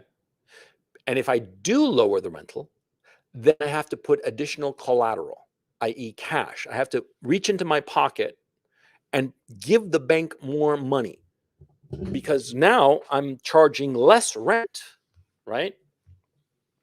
And the bank is worried that, well, with less rent income, right, I might not be able to make the loan, make the payments on the loan, right? And they're very worried about that. They want to protect themselves, which is perfectly reasonable from the point of view of the bank. Mhm. And so, me as a real estate development company, my store, I mean, my business works like a charm if I have like a good tenant. A good tenant is like some company that's going to sit there in that store retail space for decades and isn't going to cause me any trouble. And it's just going to pay every month. That's my dream tenant, right? But COVID happens and my dream tenant, he leaves because he's got no business. It's pointless for him to continue operating his store and he closes out. And maybe it's not like a gentleman's agreement that he leaves. Maybe it's just like he just leaves in the middle of the night. And after promising me for 3 months that he'd make the rent, and all of a sudden he doesn't make the rent, and he's gone. And he's like, "Fuck you! I'm in Florida now. Come chase me if you can." And me, I'm like, "Fuck this asshole!" I gave him 3 months grace period because COVID and a hard time, and then the fucker leaves me high and dry.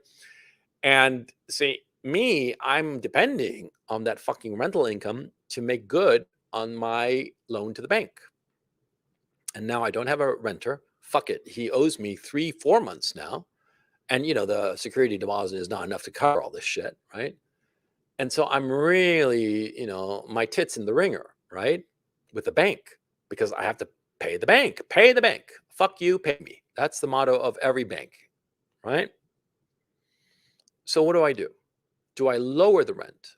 Fuck no, because I have a covenant in my contract, my mortgage contract, that says that I have to put up additional capital, additional money to the bank if I lower rent.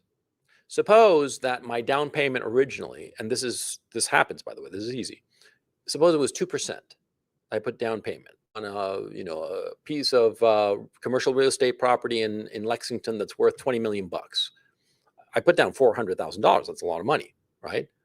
2% of 20 million bucks, right?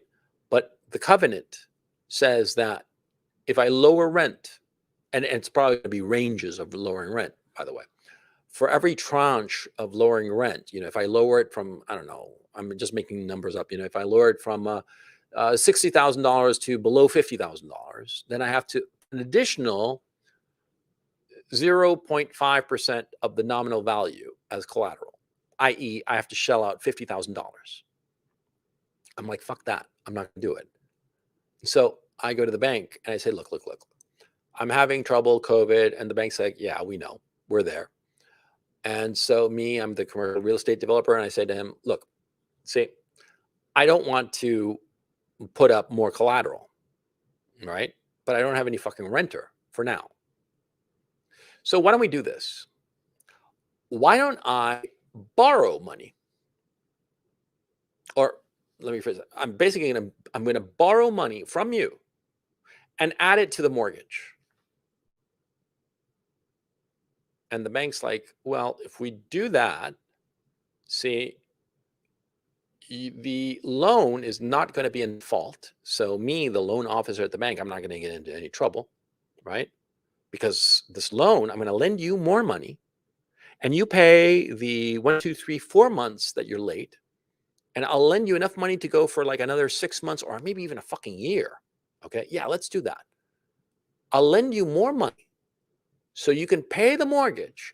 And we add this extra loan to the overall mortgage loan. And that's called extend and pretend. That's the actual title of it, by the way. You're extending the loan pretending that everything's fine when everything, of course, is shit. Now, from my point of view, as the real estate development company, this works like a fucking charm because I don't have to reach into my pocket and pull out any fucking cash. The bank is lending me money to pay the bank back. That's what's going on. And in fact, they will lend me enough money to pay off what I owe up to this point, say 3 months that I'm in arrears. Okay, they'll lend me enough to pay back arrears and also like another year or 15 months or whatever the fuck, right? On the condition that I leave the money with the bank as a guarantee. Okay. And so the money actually never leaves the bank. It's just shuffling papers around. And not even shuffling papers around, just shuffling digits on a computer.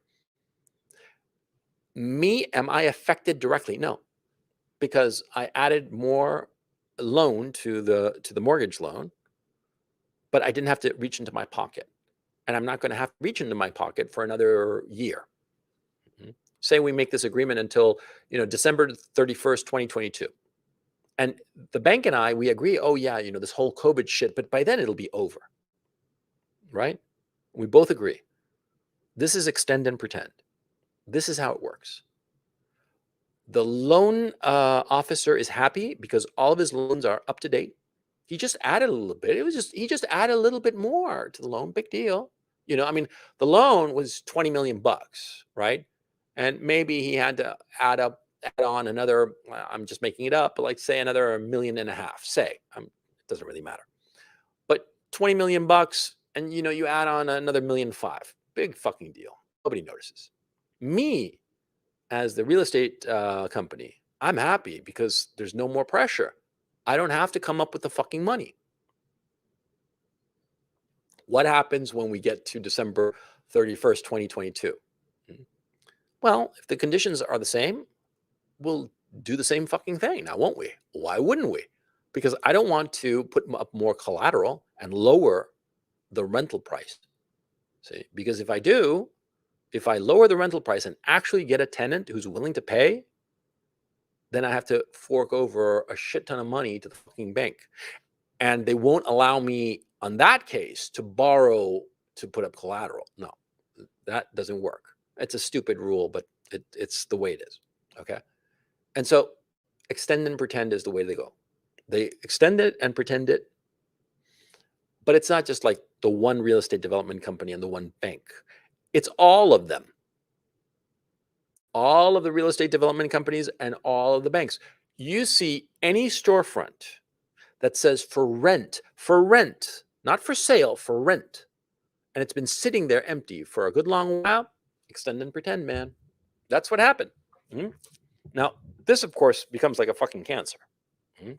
And so what happens is that, see, the monetary authorities, you see, they're caught between a rock and a hard place because on the one hand, they cannot allow an MBS asset to fail.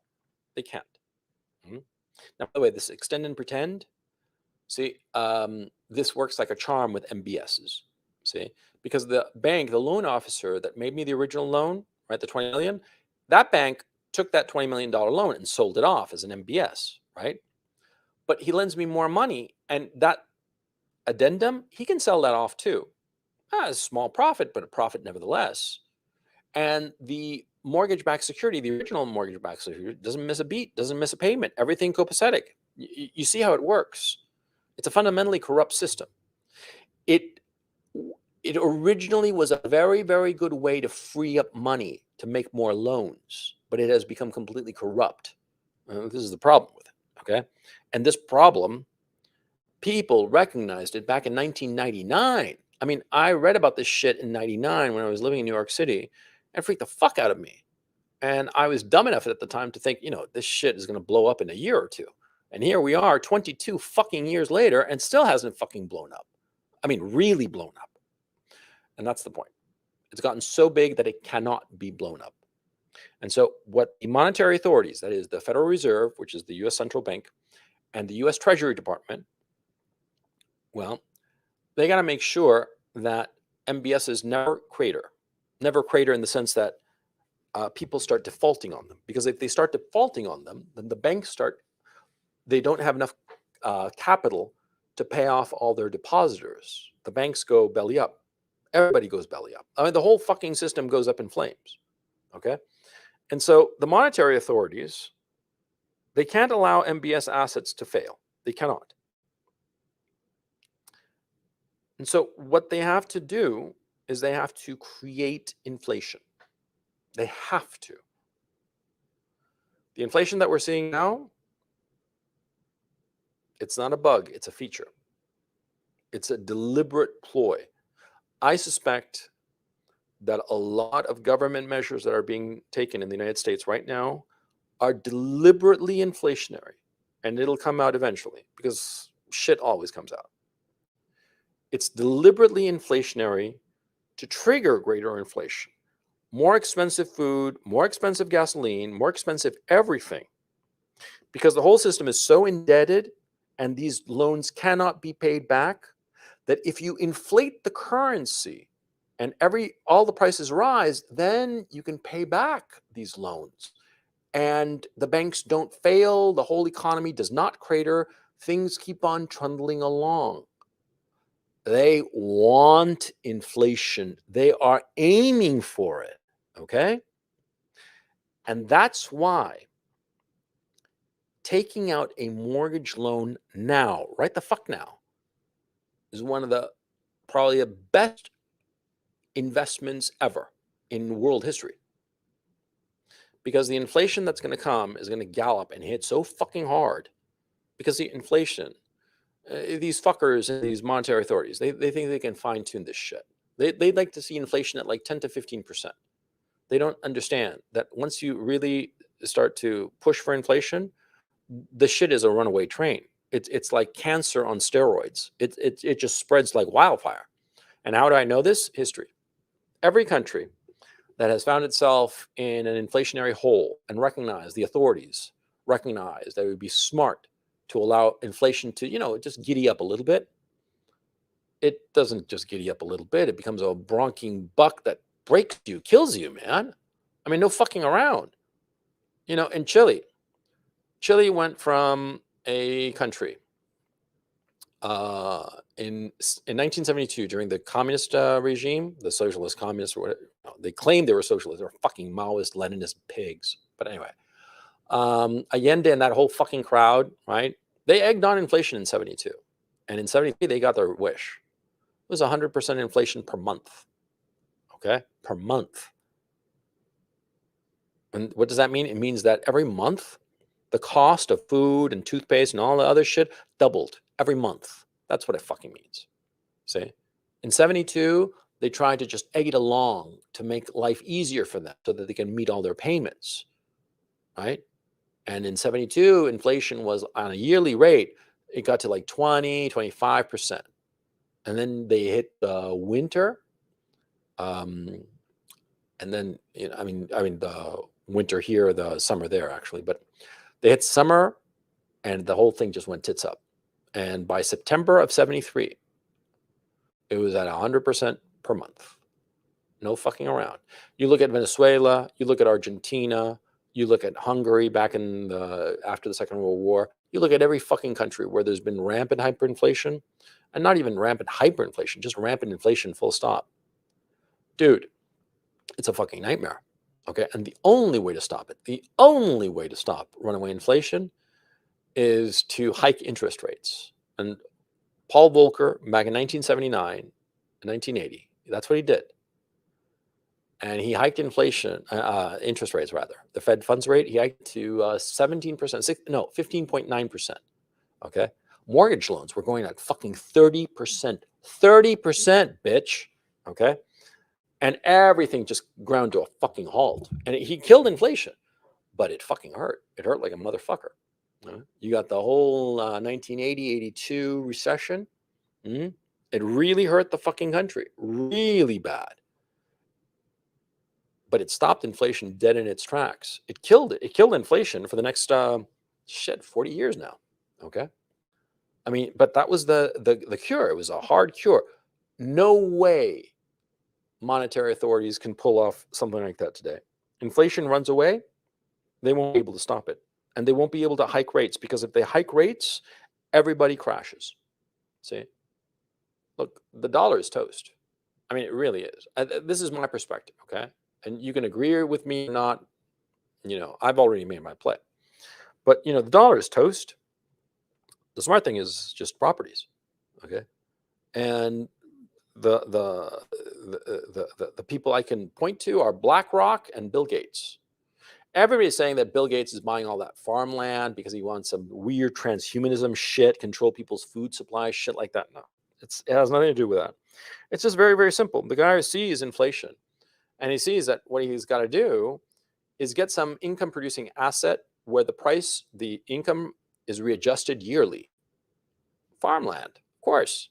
See, you grow like a field of onions or potatoes or whatever the fuck. And see, the price of the onions and potatoes, it's not fixed. It's spot market, right? It goes up and down depending on the price of that year. Now, if you expect there's going to be a shit ton of inflation, you buy farmland. Why? Because the farmland, the produce, well, that produce is going to rise in value, rise in price because of inflation. It'll be inflation adjusted income. You buy it now with the dollars that you have, or perhaps you take out a loan. I wonder if old Bill Gates took out a mega loan for a lot of that land. I wouldn't be surprised if he did.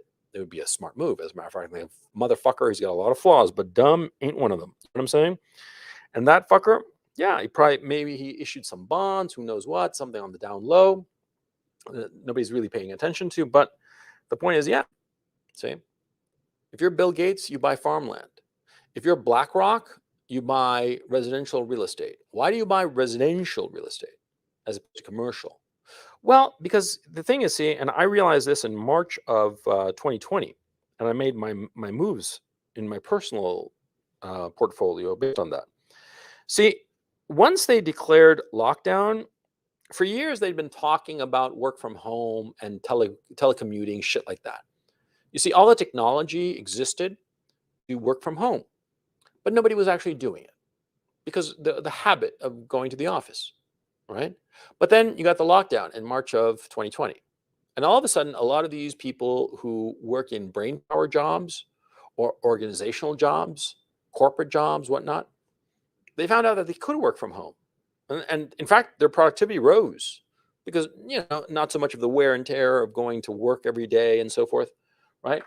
And so working from home proved very advantageous for the worker, more time at home, more time with the kids and the wife and whatnot, not so much on the car and the commute, get more done, more relaxed, in my flip flops and PJs and getting the shit done. And, whenever I have a meeting on Zoom, I'll just put on like a nice shirt and a sweater vest and nobody will know the difference. And they don't, right? And we've seen plenty of memes of people, that look spick and span on camera. And, you look at them from a different angle and they're like in their pajamas and, little fucking furry shoes or whatever the fuck, right? Furry slippers. But anyway, that's when people started telecommuting. Now, in March of 2020, I realized that this would have a profound effect on commercial real estate, like regular retail commercial space, and also office space. And I had a fairly decent portfolio of office space in Chile. And I unloaded about a third of it within the space of 90 days.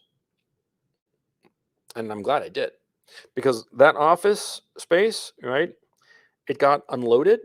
Now in Chile, the contracts are that you can sell a property with a tenant, and the new owner can exercise the option of maintaining the tenant or asking the tenant to leave, within 6 months or something like that, and find a new tenant. Okay, most of the time, a new buyer will stick with a new tenant. Most of the time, in fact, the new buyer depends on having the tenant.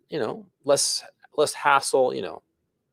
So anyway, the point is, see, I unloaded it, and the tenants I had, they were gone within 9 months. They started leaving like 3 months after I pulled the trigger in March of 2020, because the lockdowns never end. And so people were at home, and the companies realized, hey, we're basically outsourcing our office space, because people now, since they're working from home, we don't need their offices. What's the point? They're working from home.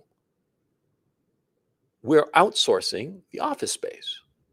And that means more money for our bottom line. We're saving money. Why rent, 1,000 square meters of office space when we can get away with renting, say, 200 square meters, a fifth, 20% of what we originally spend? And we have a few conference rooms and a few individual offices so people can come in when they really, really have to come in, right? And the rest of it, we just outsource it to the employee's own home, and they're going to be happy. That's what they did. See? And the only company, the only commercial real estate that I held on to were ones where either had a long-term contract locked in, and it was just impossible for them to break out of it. And even then, I was kind of nervous, to tell you the truth. And the other one were I don't want to say what it is specifically, but basically firms where telecommuting would never happen.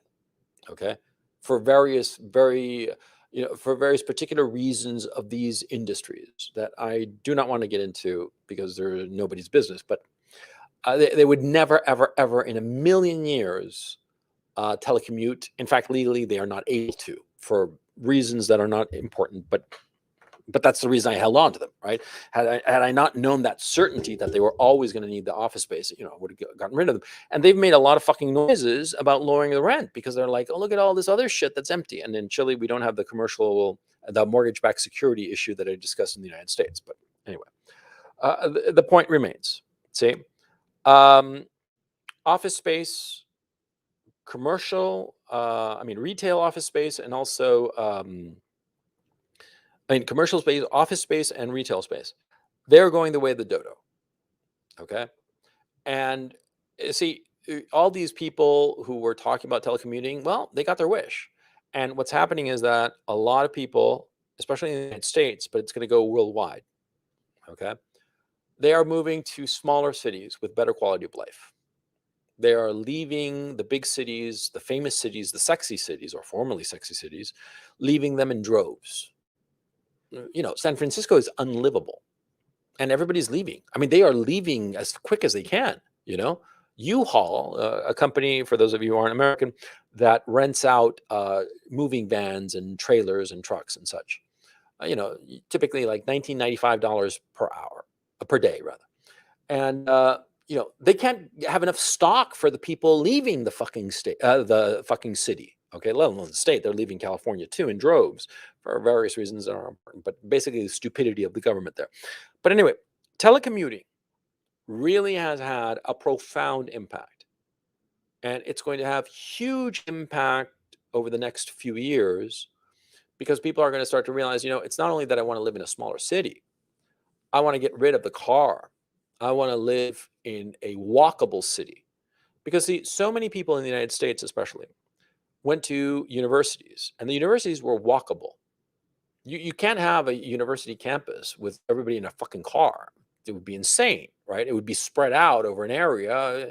It's impossible as a practical matter. I went to Dartmouth up in New Hampshire, and they made it a whole fucking hassle to own a car. And if you wanted to park the car, there was the famous A lot.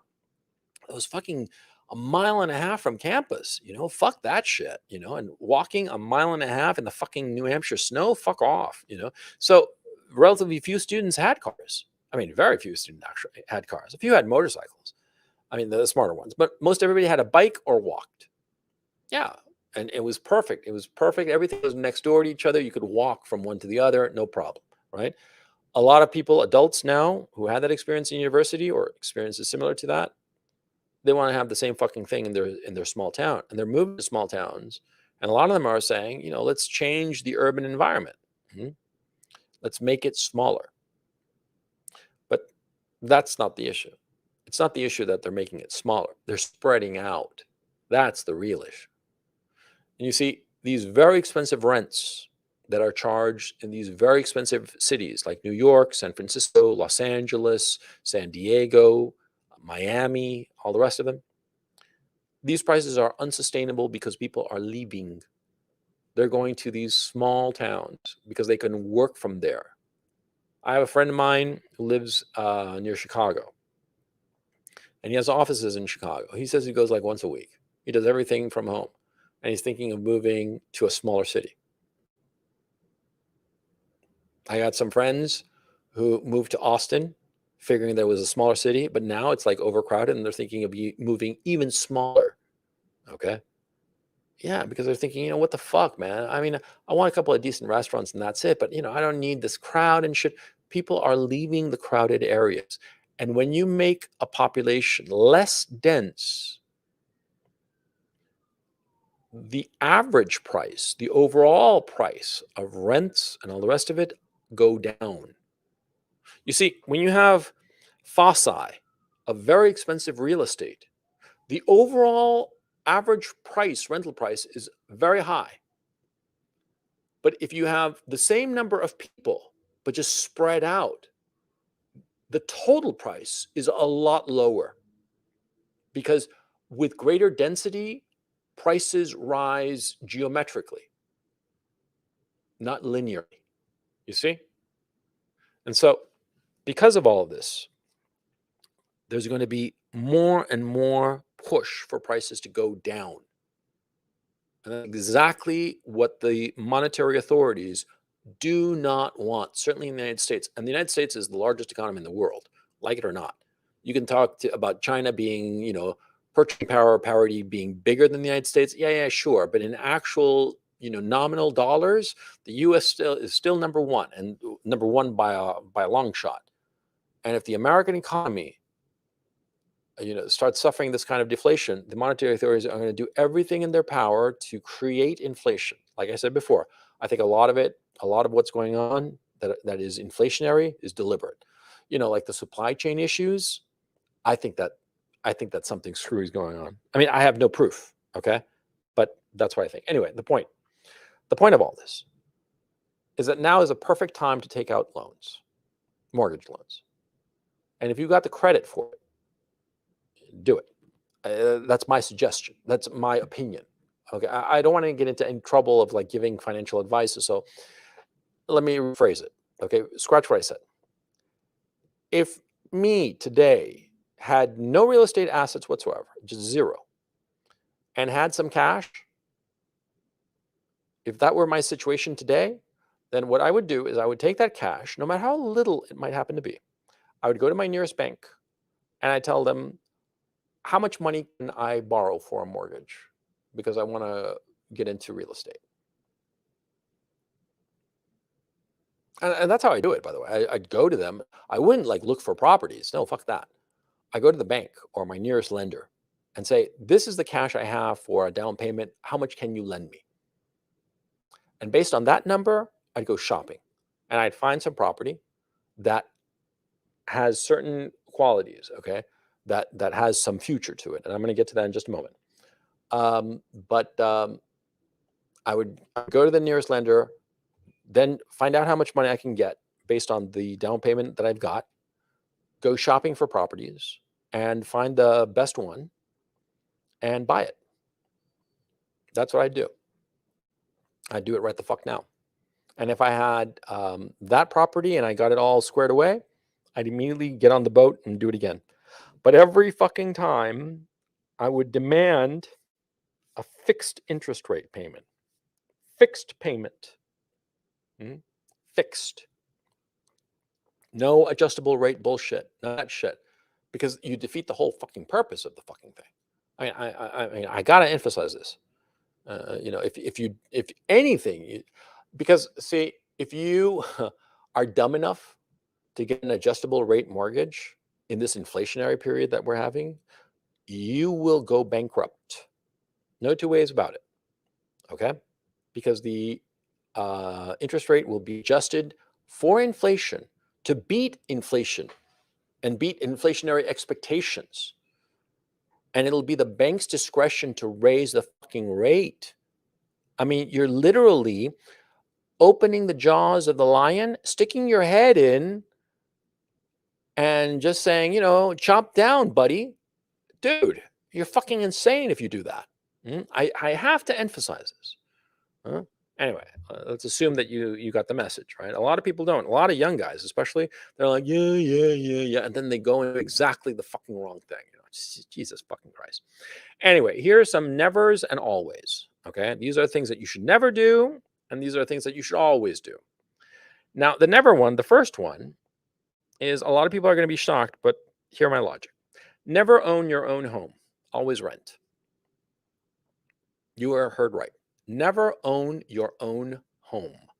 Always rent your dwelling place. Always, no exception. I currently live in an apartment, a very nice apartment, rental. I own multiple properties, but where I live, rental.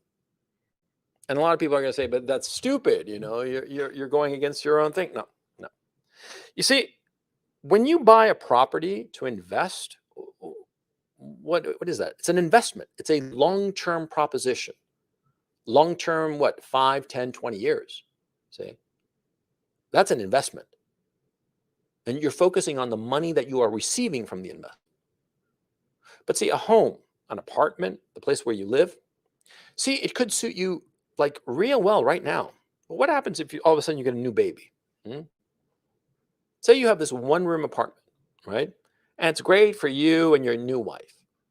And you're so happy and so romantic. And you have like little dinners there in your little apartment. And all of a sudden, she's pregnant and a little stranger's coming your way. And well, it's going to be pretty easy when it's just a baby. You'll probably like co-sleep. By the way, I highly recommend that. If you ever have kids, always co-sleep with them. It's great for the kid. It's great for the mother. And you're not going to roll over the kid. Lots of parents are all like worried about that. That never happens. Okay. Because we as parents have like some sort of sixth sense. We recognize when the kid is physically near, and we know like our hindbrain, probably because we can smell the kid or something, something like that. Because I've noticed that cases where people rather in their sleep roll over a child and smother the child to death, it's almost always a non-blood related relative, like a nanny or some shit like that.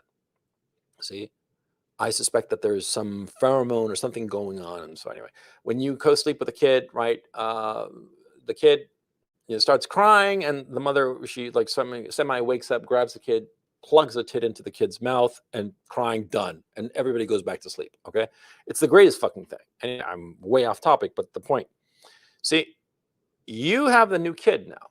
And by the time the kid's like 6 months, 9 months, it's time to put the kid in the crib. And then by years time to put the kid in his own bedroom, right? Yeah, because he's a year or 18 months or whatever, and you want a little fucking privacy. You want to be able to fuck in peace and not have a little rug right there watching or some shit, right? So you're going to need a second bedroom. And of course, if you own the place, you're going to have to sell it and go and buy it and that whole thing. Or if you rent it, you can just like say, well, I'm leaving. Here's the apartment, here are the keys, and move to another apartment, more convenient apartment. In fact, it'd be smart. I mean, if your wife is pregnant, you don't want to be moving when the kid's around. You want to be moving when she's pregnant, when it's convenient and easy to move. See? And this happens with all kinds of circumstances in your life. See? It's just easier. And you say to me, but you're throwing money away in rental. So what? It's worth it. It's worth it in terms of flexibility. And also what happens, and this is a key issue, and it leads me to the next point. See, what happens a lot of times when you buy a home, you get emotionally invested in it. You get really emotionally invested in it. Because you put a lot of time and care and maintenance into it, of course. because it's your home. Now, this is all good and fine in the past when you could expect reasonably that you live 30 years in the same house. But today, because of the global economy, you could be living in any of the Western democracies, North America, a lot of places in Central and South America, certainly Oceania. And you might be living in one city, you get a new job offer to some other city far away, and you have to leave your place, sell it, and move on. Mhm. You don't have that kind of flexibility when you own. It's actually hard. And emotionally, you get tied up. And a lot of times, because you're tied up, you make the wrong choice. You own a home in wherever, and you get this great job offer. And you're like, yeah, but I'd have to move, I'd have to sell. And, I've put so much time and effort. And there you come into the sunk cost fallacy, which I talk about all the time. Okay. The sunk cost fallacy is that a lot of times you've put so much effort into something that you have a hard time letting go. You just can't let go. And, you see it all the time in like these couples that, they got together in college and they break up and come back together, break up, come back together, break up, come back together, and finally get married when they're both 40, exhausted, and they got no kid, nothing. And, and then they get divorced 3 years later.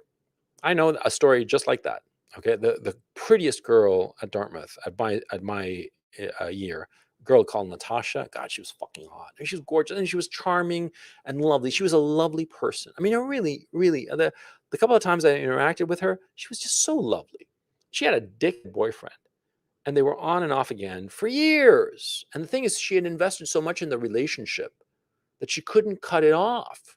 See? That's the sunk cost fallacy. And it happens with homeowners. And a homeowner will look at their home as their home and not an investment. And that's why it's a mistake. It's always a mistake. You got more flexibility, and you're going to be cool and understand that it's just the place that you live. Okay? Now, never own a property to operate a business yourself. Own property for someone else to run a business. Okay? This is a crucial rule. A lot of times people will say, oh, yeah, I'm going to buy this and I can operate a business.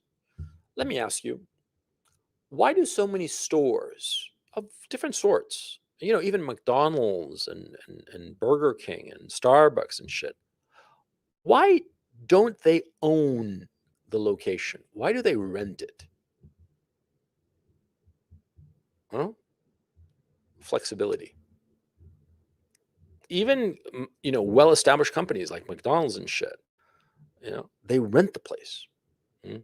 Well, actually, Starbucks was a bad example because Starbucks has a different business model. It's really a real estate venture, but that's not important for this conversation.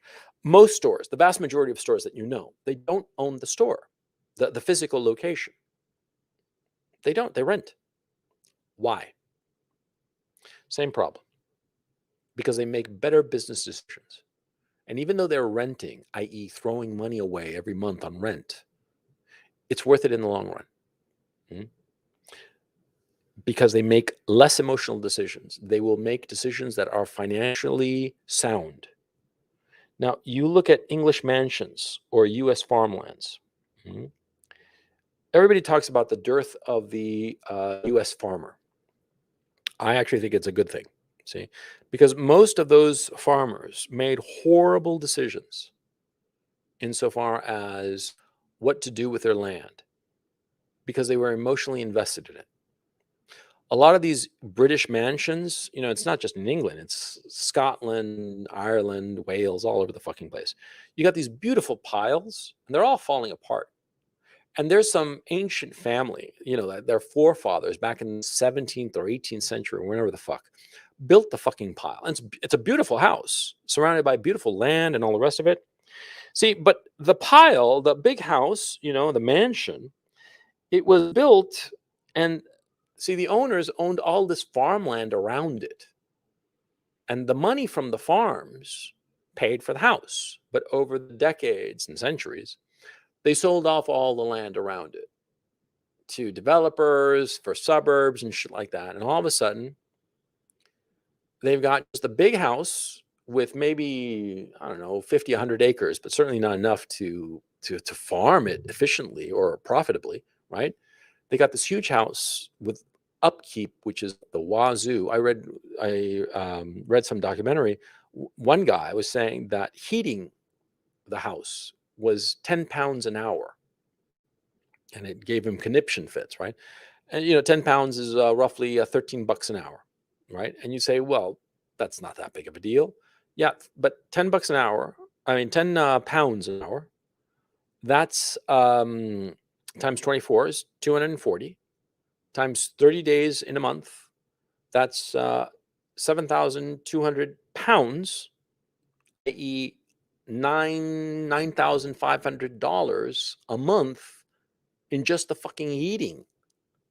Just the heating comes to $9,500 per month. Just the heating. Forget about everything else. Maintenance and shit that's falling apart, and you got to fix this and fix that, fix the other. One guy was talking about fixing the chimneys, right? He said, we got to fix the fucking chimneys. It's all kinds of dangerous, CO2 and all this shit and blah, blah, blah. It's falling apart and structurally unsound. And what's the bill for these fucking things? Just fixing the fucking chimneys was 70,000 pounds. 70,000 pounds, again, is like $90,000. Okay. And on top of that, it was going to take like 3 to 6 months, and they would have to leave the fucking place. And what happened was that these families, they live in these mansions, and they're so emotionally attached that they want to hold on to them at all costs.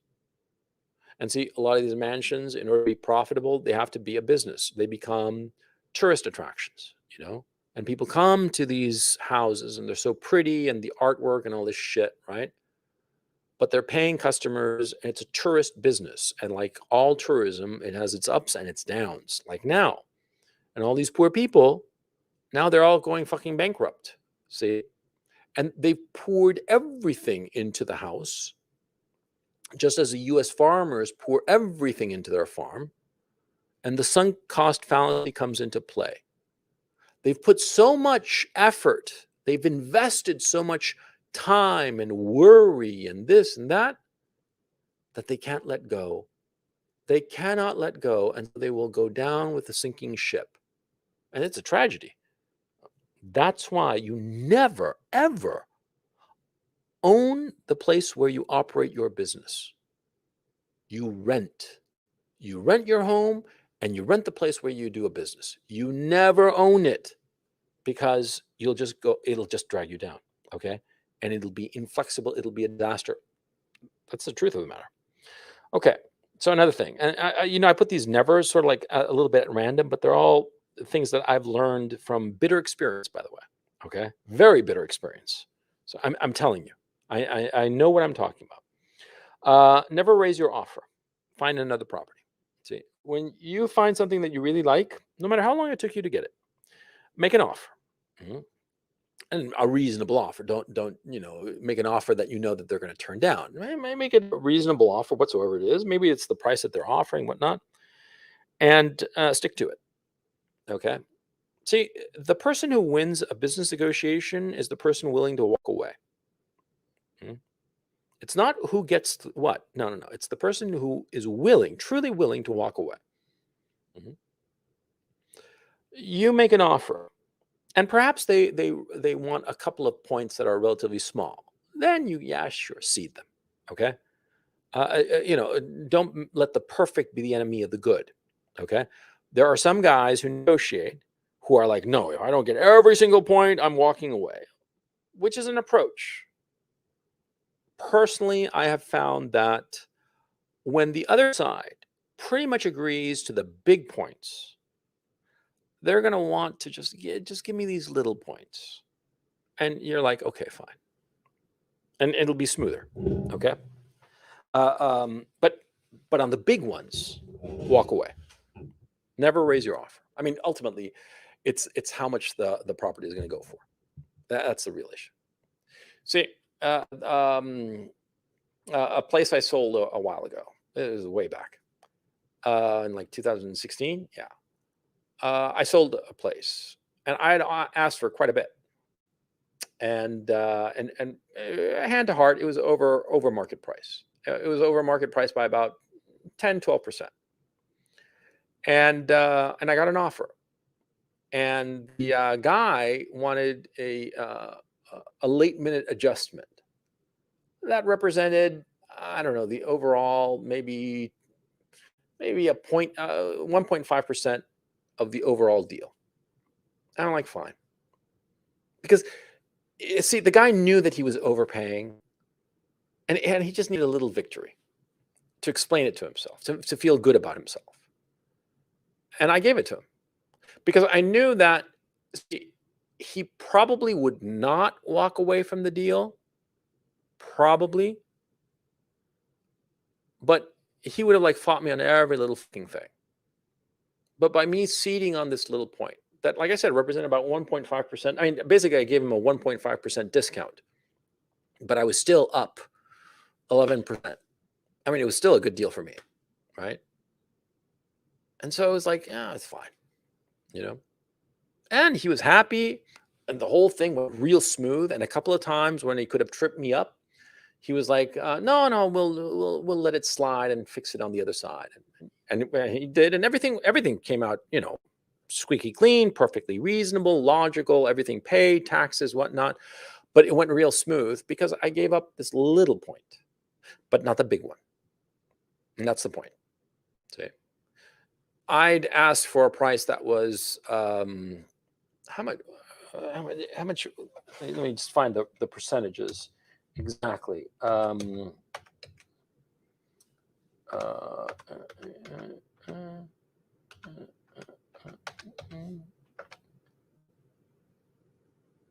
What? No, that doesn't make any sense. Hang on a second. Sorry about this. I'm like divided by 12.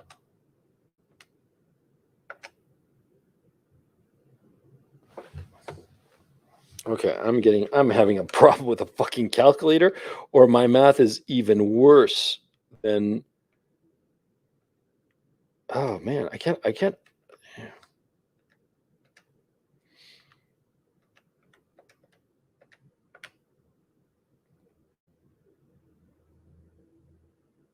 I'm trying.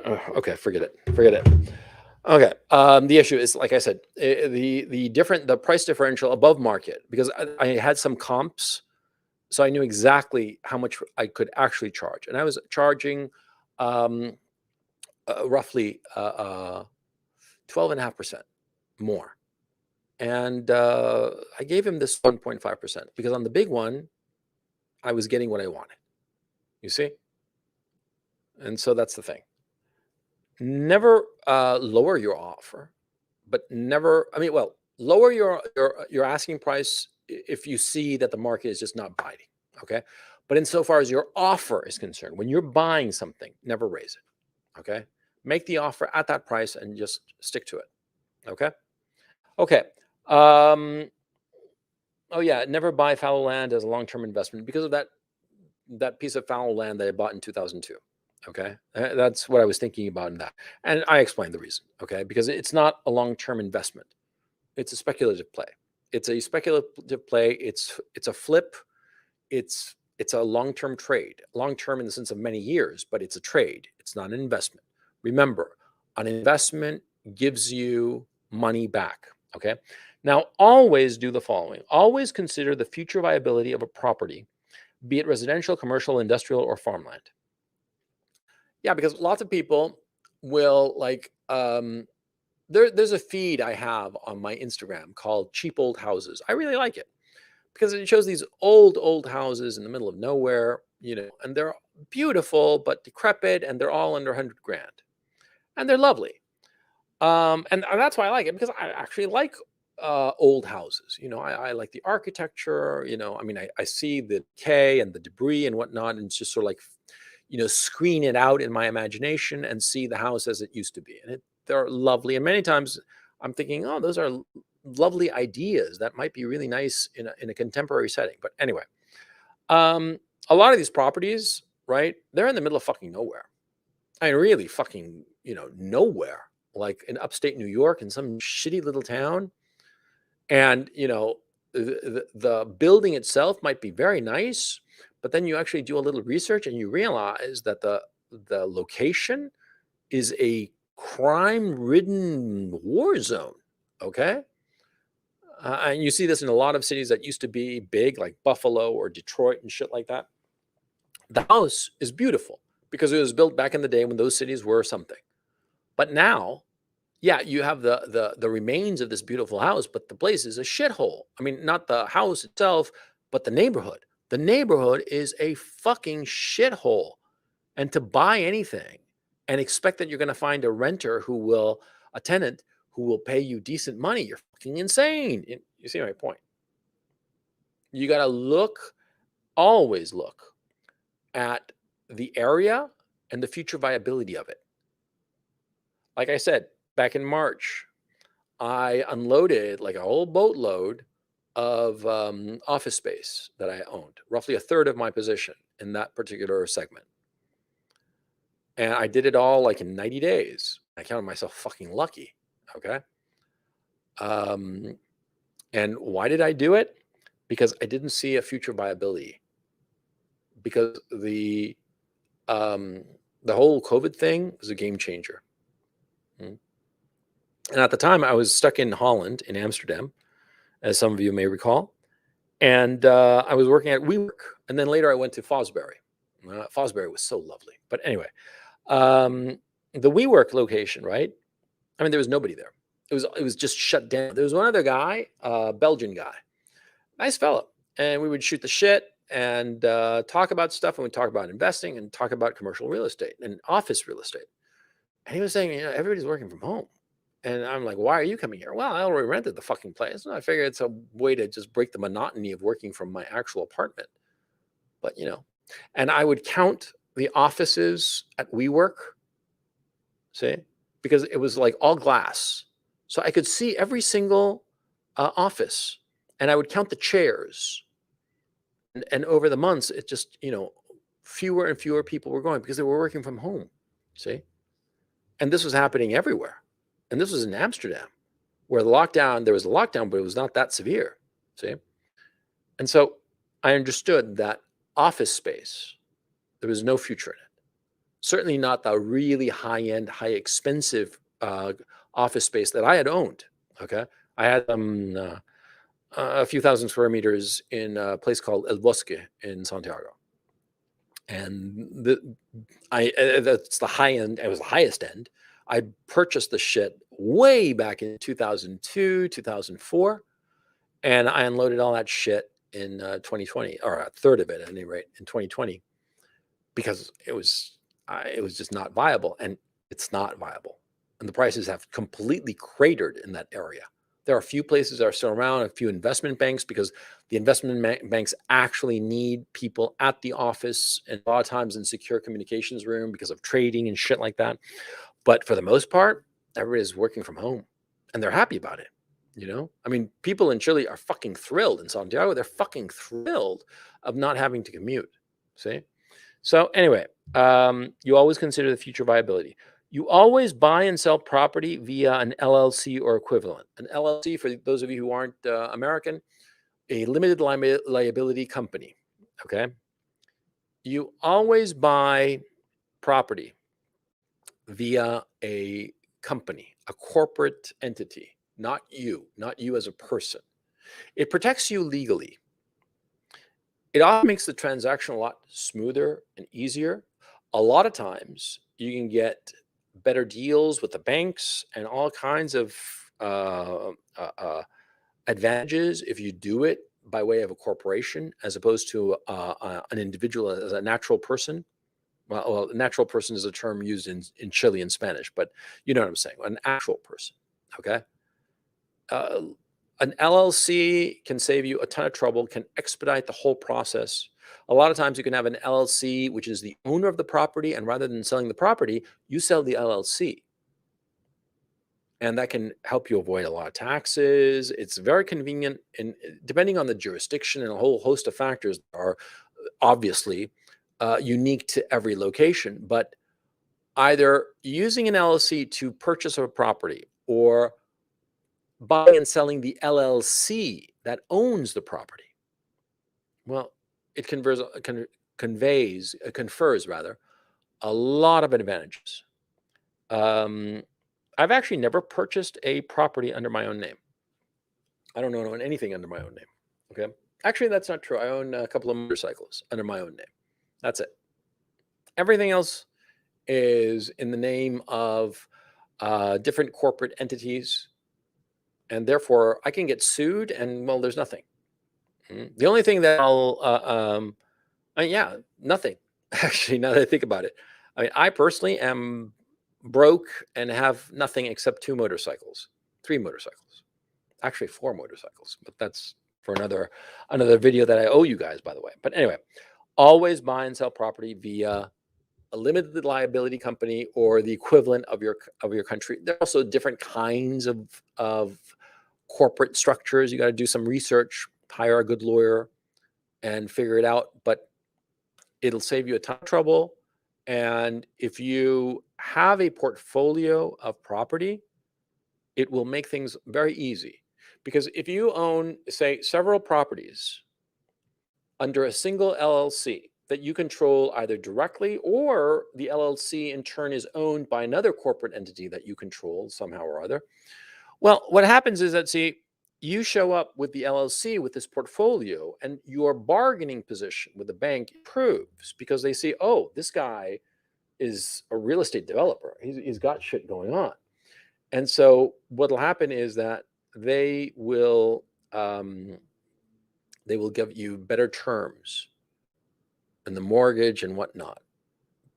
And you could potentially use other properties as collateral to get even more cash to buy more property. You see? I mean, there's a lot of things that you can do, and you have to just look into it. But if I were starting out, if I were just starting out from zero, and suppose I had, say, $20,000 cash, then what I would do is I would set up a LLC in Delaware. I would hire an attorney, a local attorney who knows a little bit about corporate structuring, and tell him, look, I want you to set up a Delaware LLC. Can you do it, or do you know an attorney that you can in Delaware that can do it? It would likely be an attorney in Delaware that can do it. And you find the local attorney there in the U.S. that can do that, that has the connection to a Delaware attorney, or also there are other tax exempt states like Delaware, but Delaware is the one that I always use and I always think of. Okay. So anyway, you get the Delaware attorney to set up a Delaware LLC, and you put the $20,000 as capital for this company, and you own it. Or perhaps you own it by proxies or whatever. That's not important. The important thing is that, see, your $20,000 is in the LLC. This is what I would do, by the way. I'm not telling you to do this. I'm saying what I would do. And then what I would do is I would take this LLC, this Delaware real estate company. That's what I'd call it. And I'd go to a bank and say, look, I got $20,000, which at 5% would give me $400,000. Would you lend me $400,000 for me to go out and buy 2, 3, 4 small efficiency apartments? Small, simple. They'd probably say, yeah. Because the money is structured in an LLC, and the LLC would own the properties, I could potentially do several properties at one go with just a single loan. And that would diversify my risk. Because you see, if the LLC is the one holding on to, say, 4 efficiency apartments that I purchased for $100,000, as I've been doing in the examples, this is hypothetical. It depends on the market, how much efficiency apartments run, and so forth and so on. But if I were to do that, then the risk would diminish. Because you see, if I have 4 tenants in 4 different apartments, well, if one of them is late for whatever reason, I'm not up shit's creek. Because probably the exceedant from the other 3 will, if not completely make up for the guy's missed payment, is going to be enough that I can just chip in some more of my own cash from my own pocket and weather this storm. You see what I'm saying? Irrespective of the problems later on of straightening it away, right? Because the bank, remember, the bank's motto is, fuck you, I want my money. And they want it right the fuck that day, the first of every month or whatever the fuck. See? And so what happens is, Oh, and by the way, I've been talking for so long, I don't know if you guys can still hear me. Hit me with a +1, please, if you guys can hear me before I keep on rambling, because I've been talking this whole time and I don't know if you guys have still hear me. So anyway, what was I saying? LLCs, right? If I buy multiple properties under a single LLC, the bank will likely lend me more money, and the bank will keep an eye on my LLC, and potentially they will come at me and say, "Hey, you want some more cash because we see that you're doing great and cash flow is great," because it's a fucking business. And they will see a successful business, a guy who's running it more or less knowing what the fuck he's doing, and they'll give him more money to expand. And what's easier than expanding a real estate holding company? Because that's what you're talking about. You're talking about a real estate holding company, a company that is a paper entity that holds real estate holding company. You see? And that's how you do it. And the way to do it is I talked about finding a lawyer in another webinar, I think, or exclusive content. Go to the index and you find a good lawyer, in your area, and that lawyer will turn you on to a Delaware attorney, or like I said, there are other states. I forget which ones offhand. I think Wyoming is one of them, but don't hold my feet to the fire on that one. A couple of other states that have similarly advantageous tax rules, right? And you set up a company in these advantageous states. But remember, the company is in that state, but it doesn't have to buy property in that state. It can buy property where the fuck it can buy it overseas if you want to. Okay, it's if you buy overseas, it's trickier in terms of getting money from the bank. But if you have this LLC and it becomes your little piggy bank, and you keep on sliding more properties into it, one after the other, right? The bank, you have to show your papers and your accounting statements to the bank, right? The bank will look at it and give it a glance over and say, this guy's onto something. And they'll give you more money, more money to buy more property. See? And if you expect, as I do, that inflation will rear its ugly head and really hammer the dollar, as I'm positive it will, well, then your loan will become smaller over time because you will be able to readjust your rental prices, especially if it's small properties, efficiency apartments, one-room apartments, where there's a high turnover rate. See? You see the beauty of it? Yeah.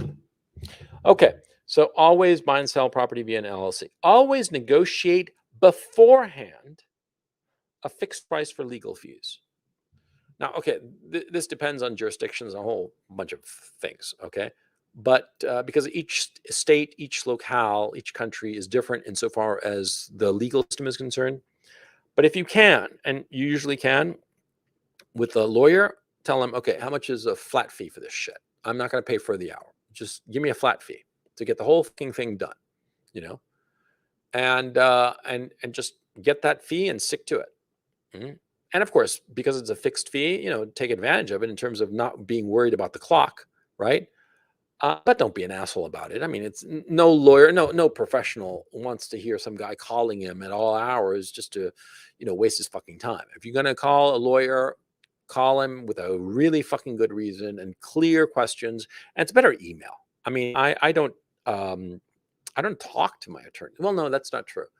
But let me phrase it. I rarely talk to my attorneys. And if I'm talking to my attorneys, it's because I want to hash out a problem. Okay. But when I know what I want, I'll email. Okay. Don't waste your attorney's time. But like I said, negotiate a fixed price with the lawyer beforehand. Always aggressively negotiate the mortgage with the lender and the insurance rates with the insurers. This is key. This is a key issue. See, like I said before, when you have a chunk of cash and you're all set up legally speaking with an LLC and all the rest of it to go out and buy shit, don't go looking for a property and then look for the loan. No. Have your down payment. Know exactly how much you're going to put down on a down payment and go out and shop for the loan first. Once you have the loan, then you go shopping for the property. Okay? And that's the key issue. Because see, if you go to a bank and you tell them, what's the best percentage rate you can give me on a 30-year? Fixed, not adjustable, fixed. Okay. they'll hit you with a number. And then you say, okay, I'm going to go across the street and talk to that bank over there. Okay. And they're going to be a little bit like, tee hee hee. But, you know, you haven't signed any fucking paper. You're not desperate. You're not desperate to buy some fucking property. No, you're shopping. You're shopping for a loan. And you go to the second bank and you said, I talked to bank A across the street. They gave me this rate for a 30-year fixed. What rate can you guys give me? And that's how you negotiate. And you go, by the way, you go and you meet them. Not over the phone, not email. See? I mean, you can email, of course. You email or call to set up the actual appointment, but you want to be there in person. And you want to say, yeah, I got this cash in hand for this LLC. It's going to buy this property. I'm going to do a real estate holding company. And I want to know what kind of mortgage I can get at what rate. How much money? I mean, this say $20,000 that I got in cash. I'd like it preferably to be like 0% down, but you guys can hold the cash in case of any eventuality or something like that. You can structure stuff like that. No problem. And be as aggressive as you want. What's the worst they can say? No. Now, why do you go and get the loan first before going and buying the property? Simplicity itself, Kimosabi. If you find a property that you like, whatever, and you make an offer and they accept it, then you're running around trying to get the mortgage. You're in a hurry and you'll sign anything. Of course. Because see, the guy you're buying it from, he's like, okay, you got X number of days to come up with cash, 30 days, for instance, to come up with the cash. And you're like, oh, 30 days, no problem. I can set up a mortgage, no sweat. No, without breaking a sweat. Really?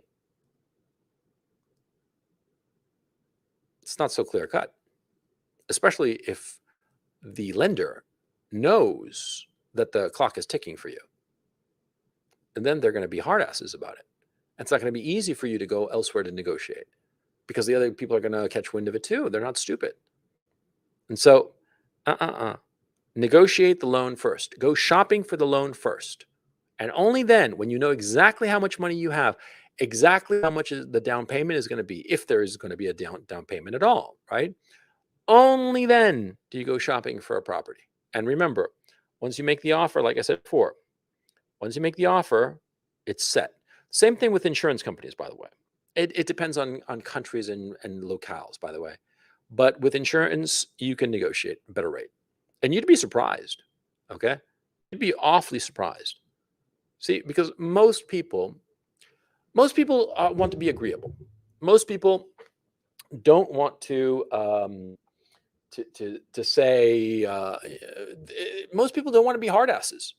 Bottom line, most people want to get along. It's hardwired into us, especially women. Women are high in agreeableness. Remember those the 5 qualities: ocean, openness, conscientiousness, extroversion, agreeableness, and neuroticism. Those are the big 5 psychological traits. And they are vastly different for men and women. They are vastly different between races. They are vastly different between ages. Women are consistently high in agreeableness. And so if a woman is face to face with somebody, like a bank officer, most women, not all women, but most women will hear some really, really bad deal and they'll be, well, okay, I guess it can't hurt. All in this effort to be agreeable, they'll agree to something horrible. Yeah, it happens all the time. Okay. All right. Look, a lot of date rape shit. What's going on is that the woman, wanted to agree with the guy, and then the next morning she regretted it. And that's basically it. Okay. And people don't like to hear it, but that's the truth. See, people in general, by the way, not just women, also men. Most men are also equally agreeable. Yeah. And by the way, you know who the most agreeable people are among men? Big guys. Of course, because they were the biggest guy. So they were growing up and nobody fucked with them, right?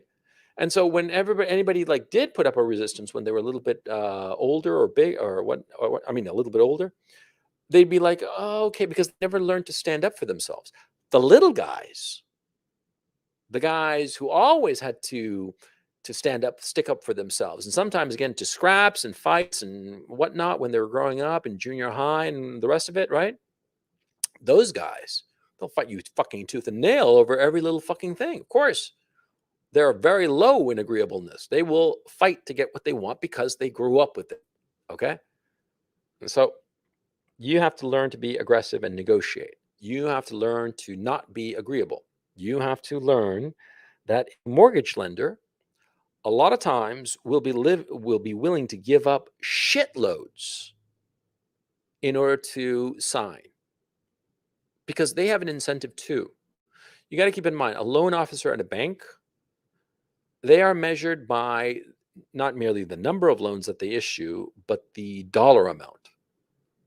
They want to up that number because their bonus depends on it because of the MBS circuit before that I mentioned. See, if a loan officer puts out a lot of money into mortgages, then the bank is able to charge a lot of fees for those loans and also take those loans, bundle them up, and charge fees as they sell them as mortgage-backed securities.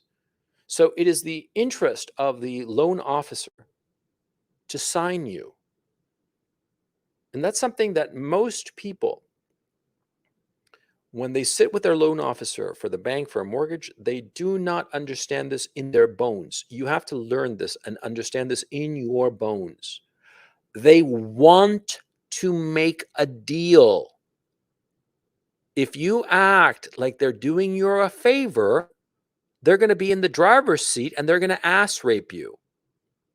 If you tell them, look, motherfucker, I got $20,000 cash at, just at 2% down payment, that's $1 million.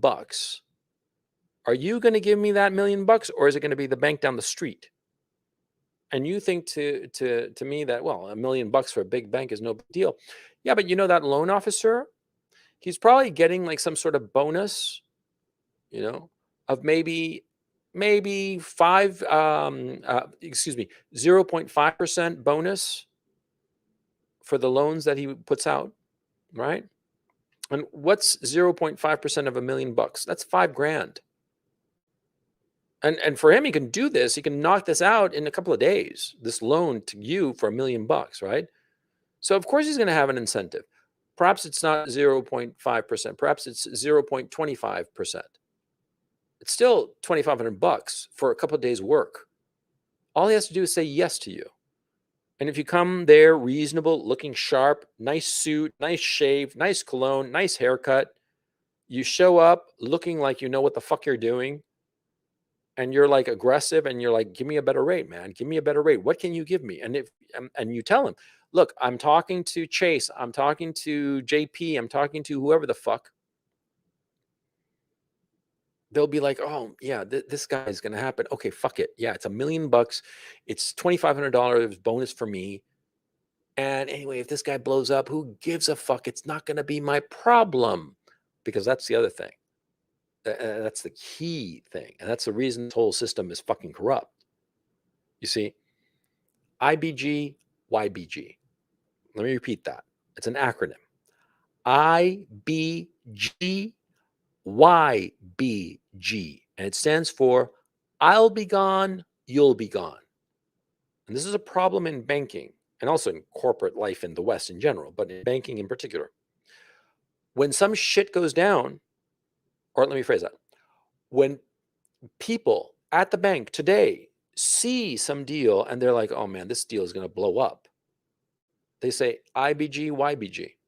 I'll be gone, you'll be gone. By the time the deal blows up, the people who signed off on it back in the day, they're gone either to another bank, or they've gone up, or they've retired, or they're gone. One way or the other, they are no longer going to be responsible because they see the deal and they know that it's not going to blow up today or tomorrow or next year or the year after. It'll blow up later, like in the third year. And they're like, fuck it, not our problem. See, that's what happens. And that's why the whole fucking thing is so fucking corrupt. But that's why you can take advantage of it. See, because they don't give a shit, because it's not going to be their responsibility and they know it. But what is going to be their responsibility, and what directly affects them, is how much money they loan out now. And so if you hit them up and you say, I got 20 grand, and 20 grand is half a car. It's fucking nothing. And you show up and you say, I got 20 grand. I want to put down 2% and I want to finance 980,000. And I want it at 3.1%. Fuck it, 3%. Fixed. Can you do it for me, or do I have to go to Citibank or Chase or wherever the fuck? Chances are the fucker will say, okay, you got a deal. You see what I'm saying? You see the system? I mean, I'm going to ask you fuckers, do you see it? Yes or no? Put it in the comments. I mean, you got to understand what's going on here. Now, like I said, the insurance rates, you can argue with the insurance. Okay. I mean, again, most of these guys, they hit you up with some number and they expect the compliance to kick in and for you to comply. But the same applies to them. Okay. They themselves, I mean, you hit them up and you're like, come on, give me a lower rate. You're charging me like $250 a month, man. Fuck it. Give me 125, half it. Come on. Don't be what are you? And you just say, and just say this, by the way, say, look, man, you seem like a cool guy. Are you a cool guy, or are you a dickhead? I mean, come on, man. I'm a working guy. I'm a responsible guy. Come on, man. Be a pal. Pull that shit. It works. It fucking works. I mean, look, you're trying to get some fucking chick into bed, right? And you'll say all kinds of stupid shit and just to get laid. Yeah. And you're not even gonna like the fucking chick very much, but you're gonna fuck her a couple of times and be stuck with her. And you're like, what the fuck was I thinking, man? I put in all this time and effort into this fucking chick, and her pussy's nice and tight, sure, but she's an awful person. I don't want to be around her, right? But you put in all that fucking effort over some trash pussy that you ditch later on, right? Well, why don't you put a little bit of that same fucking effort into saving you some fucking money with the fucking insurance companies? And dude, see, you're only going to have to deal with the insurance guy a couple of times. And he's not going to be calling you up all the time asking why you're not texting her back. Okay? I mean, come on. Think priorities here. If you're willing to do it for pussy, then do it for fucking money. Money that will be saved by you. Okay? Okay. Yeah. Negotiating the price with the owner is a distant second. Okay. Like if you make an offer, stick to it. And if other people show up offering more money and you get into a bidding situation, walk away. Because see, what happens is that in a bidding situation, I should have expanded on this point when I made it, but no problem. I'll just circle back on it, as Jen Psaki always says.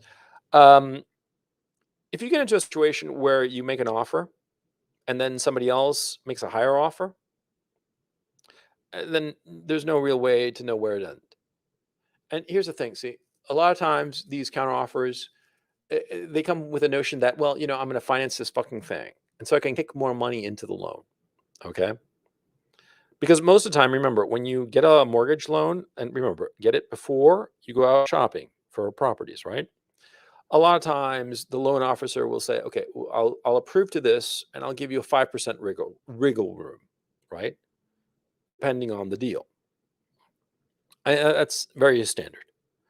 And if they don't say it, tell them, come on, okay, I need, I got 20 grand, I need 980, but give me at least 10% wriggle room. And they'll be like, 10%, fuck you, I'll give you 5. You still got an extra 50 grand. You see what I'm saying? But anyway, if you get into a situation where there's a bidding war, walk away. Walk the fuck away. See? Because you might find yourself in a situation where you wind up paying shitloads more and you don't even fucking realize it. It happens all the time. Okay? Do not allow yourself to be trapped. Okay? I mean, I'm dead serious here. Do not allow yourself to be trapped. You get trapped into a bidding war. There's no end to where you'll go. Okay. Yeah, but like I said, negotiating the price with the owner is second. And the smart thing, really, I found that if the price is fair from the owner, and you're financing it, right? Be like, okay, I'm good. you know.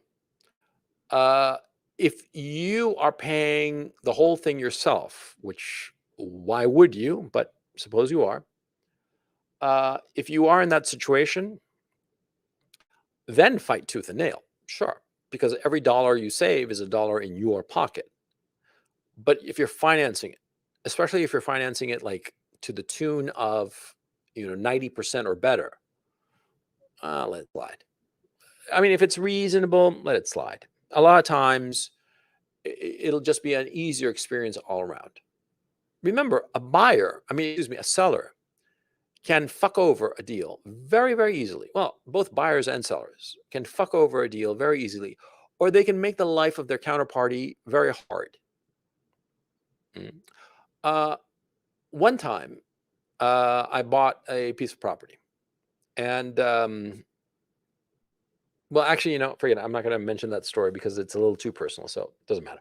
But anyway, going back to this thing, just you know, the thing to negotiate is the mortgage with the mortgage lender because there's a greater influence. See, you knock off, you know, half a percentage point on your mortgage, you're talking about a lot of money. Okay, knock off, 5% off the sales price of an apartment or something like that is going to be less than knocking off half a percentage point of the interest from the lender. Do the math. It's the truth. See? And so the point is, a lot of times your negotiation efforts are far better spent with the lender than the seller. Okay? Again, this is assuming that you're financing the loan. But I mean, it should be obvious. It should not be a point I have to belabor. Okay? See, if a lender tells you at first that no, you have to put 10% collateral, and you negotiate it down to it's just him saying, okay, 5% collateral. Well, all of a sudden, if you had, like, say, $10,000, you only need to put up $5,000. Or on the converse, if with the $10,000 that you had, you could only get a $100,000 loan, all of a sudden now you can get a $200,000 loan. I mean, you see my point? There's a lot bigger bang for the buck insofar as negotiation is concerned when you approach the lender and secondarily the insurer. The actual owner, it almost doesn't matter. Okay. Especially if you're in an area where the properties are more or less fungible. Okay. Now, of course, this doesn't apply if you're buying a very unique property, unique in whatever way, it doesn't matter. If it's a unique property where there's nothing else in comparison, then it's dicier. Okay. If you're negotiating to buy something that is unique or cannot be found, okay, like my apartment in Santiago, it's a penthouse apartment. It's on the 15th floor, it's the full floor. Okay. And it's right in front of the golf course. And it has the mountains in the distance. It's beautiful. It's a beautiful view, and probably one of the most beautiful views in all of Chile and probably all of the world, to tell you the truth. It really is spectacular. But anyway, the point, when I saw that apartment, I knew I wanted it. And I knew that there was nothing like it. And there is. It really is unique in many ways. See? And the point of that is, the point of that story, of course, is that when I negotiated it, I didn't really fuck around. I mean, I knew what I had, and there was really no room to wriggle. And so I just went ahead and bought it, just paid for it, and that's it. Okay. And so, and on top of that, I bought that apartment, and retrospectively, I should have rented it. Yeah. Yeah, because it's proven to be challenging in many ways. Again, I don't want to get into the personal details of it, but see, now I have it rented. Okay, so all good, and it's very profitable. But actually living in it, a bit of a headache, to tell you the truth. Anyway, yeah, always buy insurance. And with a 10% margin. Well, this applies to Chile because in Chile, you set how much your property is insured by. It depends in different jurisdictions, different laws in different countries and different systems and whatnot. But, it could be that you have an insurance and there's no way to negotiate the insurance because it's fixed by whatever system. and it's a fixed amount, and that's that. That's the case in many places. In other places, everything is up for negotiation, right? If you're in a situation where you can negotiate, negotiate more money that is covered, like a 10% margin. Because you'd be surprised. A lot of times when you cut the insurance a little bit too close, and when it gets triggered, you get hurt. And you think that, oh, it's 10%, it's no big deal, but it can be a lot. Okay, so be very careful about that. Negotiate it, buy the right insurance. And finally, insofar as investing is concerned, okay, always focus on ROI. It's the only thing that matters. The only thing that matters. Focus on nominal ROI, as I explained, and I'll focus also especially on out-of-pocket ROI. Only focus on that number. Everything else is irrelevant. Okay? You know, how big the apartment is, how this is the apartment, that the apartment, doesn't matter. It's what's the cost and how much money can I get out of it? Those are the only two things that matter, because this is an investment. This is a business. There are a lot of people who, I mean, especially women, they'll approach an apartment, okay, or a property of whatever sort, like an emotional decision. Oh, it's a really nice apartment, but I just didn't feel it. Who gives a fuck? Does it pay good rent? Yes. Is it cheap? Yes. Therefore, it has a high ROI. Yes. Then fucking buy it. Don't give me this bullshit that, you know, I just didn't feel it. It seemed a little dark. Chicks are always like that. I don't know what the fuck they're thinking. Well, they're not thinking. They're fucking chicks, right? Don't be a fucking chick. Be a guy. Think logically. ROI is the only number that matters. Everything else is secondary. Nothing else matters but ROI. Okay? Okay, holy shit. I've been going on nearly 3 fucking hours in this shit. Oh, yeah. John Hancock says here, the eviction moratorium. I don't know about that shit. Okay? I mean, I honestly to God don't know about it. Okay? We didn't have any of that fucking shit. Well, in the properties that I had in Chile don't have that fucking problem. Okay? None of my real estate portfolio has any of that shit. So fuck that. But yeah, you got to factor that in, the eviction moratorium. That's something I hadn't really thought. Okay. Yeah, you know, I hope this covers everything, and I'm kind of fried, to tell you the truth. So I'm going to throw it open. I'm going to put I'm posting right now the link to join.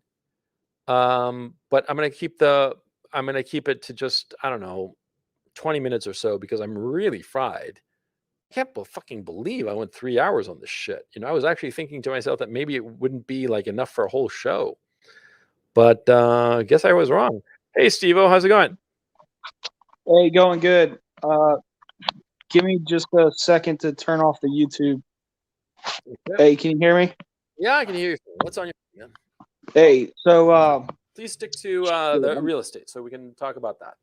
Yeah, I'm just so about the inflation and mortgages and loans. Don't you think if banks saw inflation on the horizon, yes, don't you think they would adjust their lending and they would start putting inflation clauses in their mortgage agreements? And go, why are they continuing? But I haven't seen it. And why are banks continuing to loan at record low fixed rates if they know inflation is coming? It seems IBG. I see. Like I said, I'll be gone, you'll be gone. See, these guys know what's coming. They're not fucking stupid. Or they're not that fucking stupid, at any rate. They know what's coming. See? But see, they also know that if they push these loans, these cheap loans, they get good bonuses because of the MBS system. So they're doing it. Okay? And who's giving price support to the MBS, to the mortgage-backed securities? The Federal Reserve. You know, with the buying programs and all the rest of it, and price support for treasury bonds. See? So the system keeps on going, chugging along. The people are making loans. They're not fucking stupid. They know this. Okay? If you are reckless, if you don't pay attention, they might hit you with a inflation adjustment clause of some sort. But if you're like, hey, fuck this shit, or else I'm walking, they'll strip it right the fuck out of the contract, and that's that, because they don't want to lose the loan, because they don't want to lose their bonus. That's the point. Okay, and you're right. You're absolutely right, Steve-O. But that's why, I mean, now is like a perfect time to buy property. That's why BlackRock and what's his face, Bill Gates, and all these other fuckers are buying property, because they're not fucking stupid. Yeah. Yeah. I just think if it's IBG, YBG, don't you think the banks as an institution, they would start to do something now to account for the inflation that's coming? Banks don't even, that's another problem of corporate America. Don't think beyond the next quarter. All they care about is next quarter. So they're not thinking like half a year ahead. They're thinking the next 3 months, man, and not even, okay? Because they're not thinking the next quarter. They're thinking the next end of quarter, okay? Sure. And so the next end of quarter, here we are, a third of the way through the fourth quarter of the year, right? Okay. So they're focusing on December 31st. They have no conception of the year 2024. For them, that's like science fiction. Okay, that's what's going on, man. It's not complicated. So let me broaden the question a little bit, and then I'll be done. Sure. If banks are too short-sighted to maneuver to account for the coming inflation, which institutions are? Like, if it was a sure thing, and considerable inflation is on the horizon, there would surely be some institutions that are making plays right now to position themselves to take advantage of that. Like BlackRock buying residential property hand over fist? Perhaps. Like Bill Gates buying farmland? Yeah, well, Bill Gates is like one of the most richest dudes in the world. Right. Like, what about like financial institutions?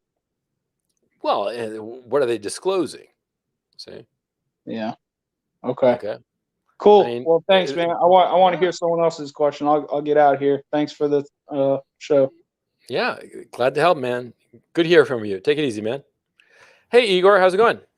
Great, Mr. Gonzalo. I really enjoyed your webinar. It was really, really great. And Thank you. On a lot of topics, I find some parts where I disagree. And on this one, I was just listening and nodding my head, because you do have a real expertise on real estate. But I think it's more to meet to high tier level for guys who got one apartment or are looking to expand. But for us young guys who are just starting out, what would you recommend? This is not financial advice. Allegedly, for example, in my dream, whatever. Yeah. How old are you? I'm 19 at the moment in college, and I thought when I finished college, what would be smarter? For 2 years, I thought to wage hack so I could get the lay of the land in my field, to get some connections, to get good at my trade. And I was thinking, should I focus on my side business, or should I focus on building some little real estate empire of 1 or 2 apartments, saving money on the side? For example, find some job in a Western company, work for 60k euros per year. Not a lot of money, but enough to buy 2 apartments working for 2 years. So what are your thoughts on that? Well, I said in the video, how to budget your life, or a couple of videos early on in my career on CRP, on the CRP channel. Let's see, nobody's going to take care of you when you're an old man. And to think that some pension from some company or some union or some pension or social security system from some government is going to cover you, you're being a fool. You have to take care of yourself. You have to take care of the old man whom you will become. Now, you're 19, right? Now, I'm here to tell you, 50 years, the year 2071, you think that that's like a dystopian novel away. That's like so far in the future, right? And I am telling you, man, it flies by. Like 1991 for me, 30 years ago, is like yesterday. Fuck it. 1971, I was 3 years old, and I have vivid memories of that. I mean, vivid memories. 1971, that was actually 50 years ago, okay? And 1981, I was playing Dungeons and Dragons and smoking dope for the first time and getting laid for the first time. I remember that vividly. That's 40 years ago, okay? 40 years ago. I'm telling you, it flies by. So what you want to be doing is that you want to be setting up rental properties, having them pay for themselves to take care of that old man who you will become. You have to think of that old man, and you have to say to yourself, what can I do right now to make the life of that old man easier? Because no one is going to help that old man but you. You got to understand that, okay? And I take it, Igor, that you're Eastern European or something like that, right? And there's a lot of family and all that good shit, and you'll have kids and you'll have grandkids and they'll look after you. Yeah, sure, fine. They'll look after you, but it's better, much better for all involved if you've got something of your own, some sort of capital that you've put together. And real estate is the quickest, no, not the quickest, but the best way to do it, the safest way. Okay? So don't be stupid. Now, I can't tell you what to do, but if I were you, I would figure out a way to put together a little nest egg, a few $1,000s or euros or whatever, and buy yourself some property. Buy yourself some property and use, of course, financing. Finance it. Okay. Now, I don't know. I assume you're in Europe, so I don't know how the situation is in Europe in that regard. But in the States, at least, see, you're never too young to start this shit. And by the way, if you set up first a limited liability company or whatever is equivalent in your country to purchase real estate assets, it'll be a lot smoother. Because a lot of times as an individual, it's more complicated. But as a company, it's smoother. Okay? It's smoother, less hassle, because a lot of things aren't going on. Because what happens is that if you are an individual, they look at your work record, the what you call it, the credit score focuses on all the little payments that you made or didn't make. You didn't fucking pay your cable bill 1 month, and that's a nick in your credit score, right? But if you are a company, then the credit score system doesn't work. It's just ignored because you're a company, and it just becomes a strict financial play. And they look at the property that you're purchasing and looking how much you're looking to finance it, and they make the decision based on that. It's easier, okay? But I insist, put together some cash now, and don't worry as to you think it's very modest. Doesn't matter, because you just buy cheaper property, but always focusing on the ROI, always focusing on what is the return on investment. See, here in Kharkov, for instance, you can easily buy an apartment, a very nice apartment, for $30,000. Now, if you wanted to finance it, you'd have to pay up 50%, which is $15,000. But still, $30,000 is very reasonable for an apartment. And you can get, that's one of the beauties of Ukraine. You can get easily $300 for it per month. And a $30,000 apartment, you're talking about 12% return on investment. Yeah, because 300 is 1% of 30,000 times 12, because there are 12 months in a year. That's 12% ROI. See? That's one of the great things about Ukraine, or at least this area of Ukraine where I'm living, Eastern Ukraine. Property is cheap and very high return on investment. You should look at properties irrespective of the price, but focusing on the ROI. A lot of times you will find that very cheap property has very high ROI, because it could be that it's cheap because it's in a bad neighborhood or this or that or the other, but people need to rent there. I own commercial property in downtown Santiago. Everybody hates downtown Santiago. And the purchase price of real estate, of office space in downtown Santiago is cheap as can be, because the buildings are old, because the buildings are this, the buildings are that, blah, blah. But the rents are all sky high. You know why? Because the people who have to work downtown, they have to work downtown because they work with the government. They do different deals with the government. I'm not talking about like, you know, corrupt deals or anything like that. I'm talking like law firms that do a lot of work in the courts and shit like that. One of my tenants is actually my lawyer. And they have to have offices downtown because they need to go to the courts, and the courts are all downtown because that's where they were set up originally. And, you know, 100 years ago, downtown was where you wanted to be. Today in 2021, people want to live in other cooler areas of the city, but the courts are just going to stay put because, you know, the state isn't going to shell out a lot of money to move the courts, and it would be a big hassle. And so it stays there. The lawyers stay there. Great tenants. And I get close to 10% ROI. And I've had that fucking shit for like going on 20 years, you know, when did I get it? In 2004.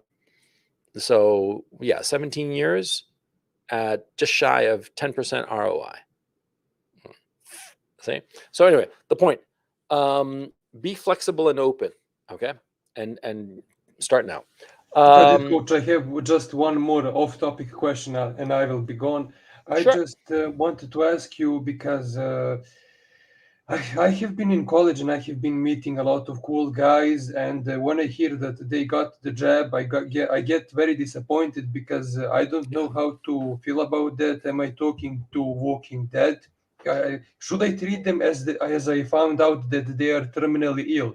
I don't know how to cope with meeting somebody and then, hey, I have cancer. How the fuck should I react? You're a nice guy. I liked you a lot, but I don't know how to feel about it.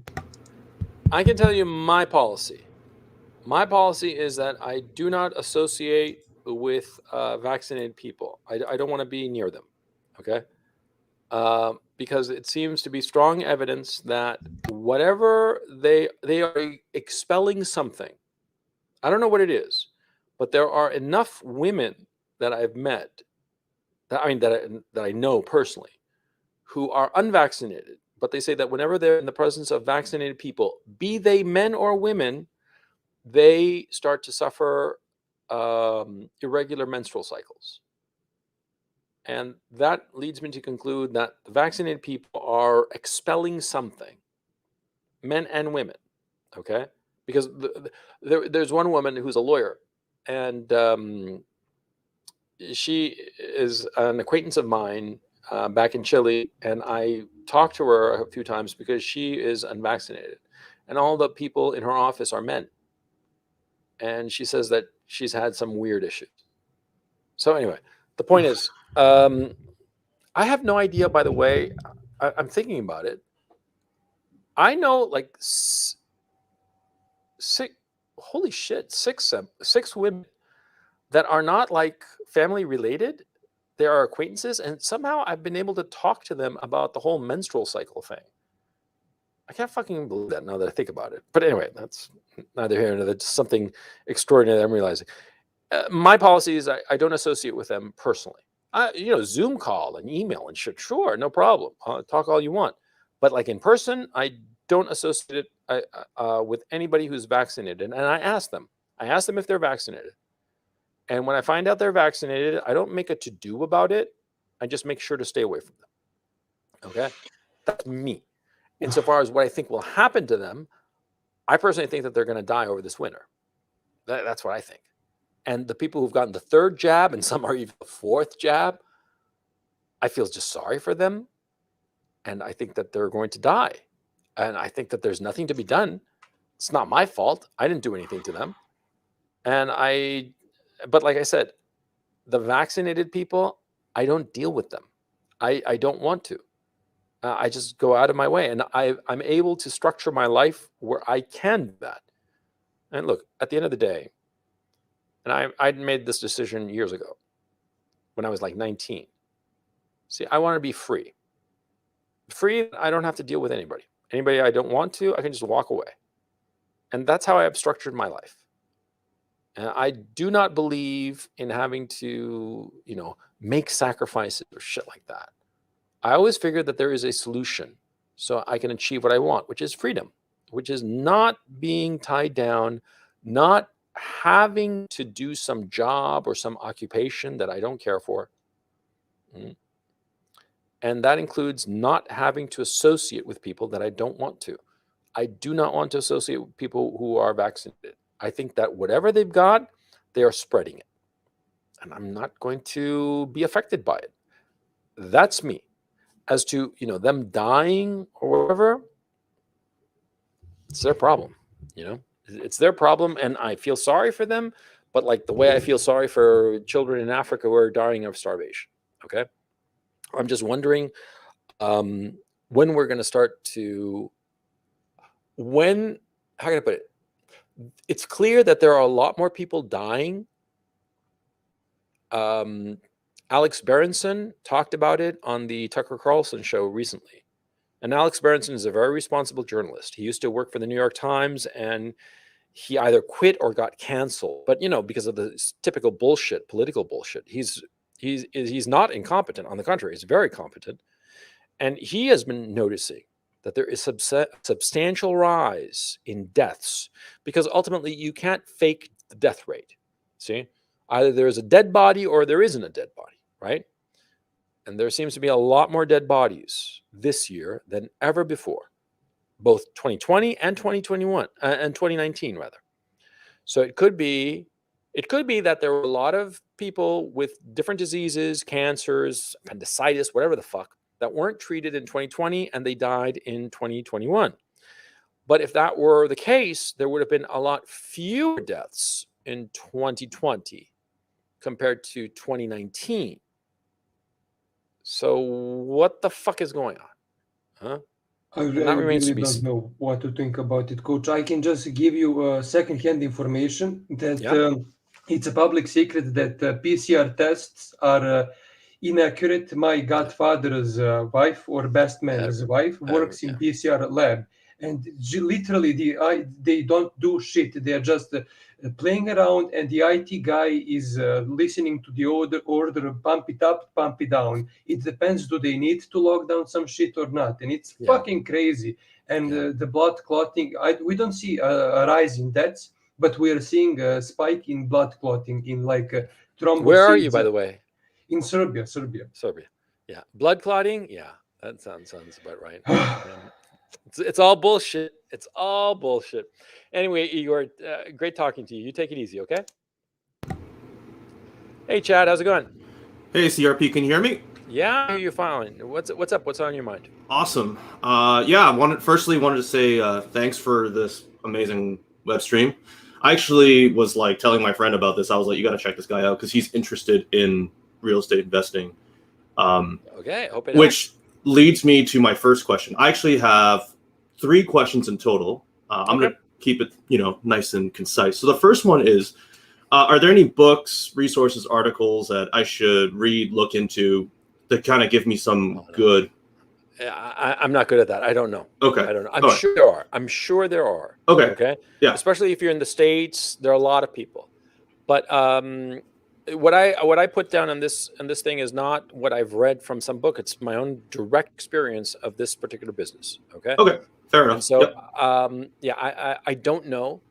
And frankly, at this point, I don't want to sound like an asshole, but what the fuck am I going to learn from some book at this point? Right. Just go and do it. Right. Yeah, exactly. Yeah. I mean, I'm kind of on the same boat. Yep. Yeah. But no, I always think that it's smart to read some book. Okay. Because if only to sort of like say, this guy's wrong for these reasons. Right. But I'm living in Ukraine, and so I don't have access to such books. If I were to go on Amazon, I'd buy other books rather than real estate books. Because again, I know the industry, like the Chilean real estate market, I understand it really, really well. And so it's like, why am I going to bother? You see what I'm saying? Right. Yeah. Yeah. I have a second question. Go ahead. So my family actually already own a few properties themselves, which I will then inherit. And actually one of the properties... Structure it so that you don't get hit with inheritance taxes. Oh yeah, I mean, you might know this, but I'm in Canada, so they, you know how much they love taxes, but anyways, so and by the way, do it now, because there's always that temptation to procrastinate and say, nobody's dying now. accidents happen. I mean, yeah. I don't want to be. I don't mean to be No, an I get it. asshole I in any get it. way, but your parents could get smashed up by some truck or something like that. My parents, we've already talked about this because I actually have a family member that I have to be responsible for when they pass. So yeah, we have that stuff locked down. Now, so I actually manage one of the properties. Like I used to help find tenants. I would do repairs around the house and stuff. Now, if one was to get into, purchasing or owning property, right? For the sake of investment, how often should you be checking up on the property? Like, should you be like, how often do you do it? Yeah, it depends. Well, I have a real estate managing company. Okay. Okay. And they take a fee, and they look after everything and solve all the problems of the tenants. Okay, sweet. Yeah, that makes a lot of sense. Yeah, because insofar as a residential one, and the other, partly about that. The other ones I rent out to an apart hotel. Okay. Which is basically in this building. I moved into it in 2001, and there's this company there that was renting out apartments and turning them into short stay hotel rooms for business people, sort of like Airbnb before Airbnb. Okay, that's a going concern, and I've been renting out a bunch of stuff to them, and they handle everything. I just collect the checks, and it was just that was lucky on my part. Okay. But a real estate management company, okay, can, especially if you don't live in the city. Now, it's going to take a chunk of your earnings, of course, but if your rental is substantially more rather than the mortgage and taxes, i.e., that paying the real estate management company is still you break even or better, then it's great, because then the property is paying for itself, and you're not worrying about it. You're having somebody else worrying about it. Right. Because ultimately, especially if you're young, ultimately your goal is to accumulate equity with as little muss and fuss as possible. So if you hire a real estate management company that will look after the tenants, collect the rent, and they'll charge you a fee. But if those fees added up to the other costs is still equal to or less than the rental price you're charging, then it's a good deal, because you're doing nothing, and every month you're collecting a little bit more equity in the property. And so therefore it's literally money for nothing. See? So yeah. Right. And your third question? So my third question is regarding the US dollars. So it's kind of so this is personally my situation. So I'm originally from Canada, but I worked in the US for 4 years. I actually lived in San Diego. Funny, you brought up San Diego earlier. Beautiful city. Was a beautiful city. Now it's like downhill. Really? Okay. I mean, it got worse the 4 years. Maybe it was me. Maybe it was my fault. It got worse over the past 4 years. But you Canadians, man. Those damn Canadians coming in, stealing their jobs. Yeah. Anyways. Yeah. Anyway, what's up? So I've accumulated like quite a bit of US dollars, and I moved back to Canada, and I'm trying to find good ways to invest it and grow it, because right now it's just kind of sitting there. How much do you have? About 40K. Well, like I said, if I had 40K. Yeah, if one had 40K. If I had 40K, yeah, I'd go to a bank and say, how much money can you lend me, and go off and buy some income producing property. 40K, you can easily go to a bank and get them to lend you an additional 360. Wow. And 400,000 US dollars in well, it depends on where, because a lot of the Chinese have they bought up the whole fucking thing. Oh yeah. That's a problem in Canada. Like Vancouver and stuff. There are a lot of properties what the Chinese are doing, they are not looking at property as either an investment or as a trade. Even they're looking at property in Canada and in other parts of the world as a place to park their money. Yep. Okay. I'm telling you, not for your sake, but for the sake of the people listening. Sure. Because the Chinese, there are two things. The Chinese traditionally don't trust banks to save their money. They only trust real estate for their savings. They believe that an apartment is better than a bank. Oh yeah. And even if an apartment is empty in the middle of fucking nowhere, they still think it's better because it's a place where they can park their money and be assured that it will maintain its value. Yep. That's actually not the case, because a lot of these buildings that they're making are so ticky-tacky and pathetic that they fall apart in 10 years, okay? But anyway, that's the Chinese mentality, and it's for reasons of their own. It's not important what we think of it. It's the practical issue of it. And the Chinese see property in Canada and the United States, in certain areas of the United States, same way, as just a place to park your money, a savings account. The Russians do this a lot in London. There are areas in Southwest London, which is the Shishi area of London, where you have all of these streets that have nobody. No cars parked outside, nobody walking. All of the apartments, all the houses, they're empty.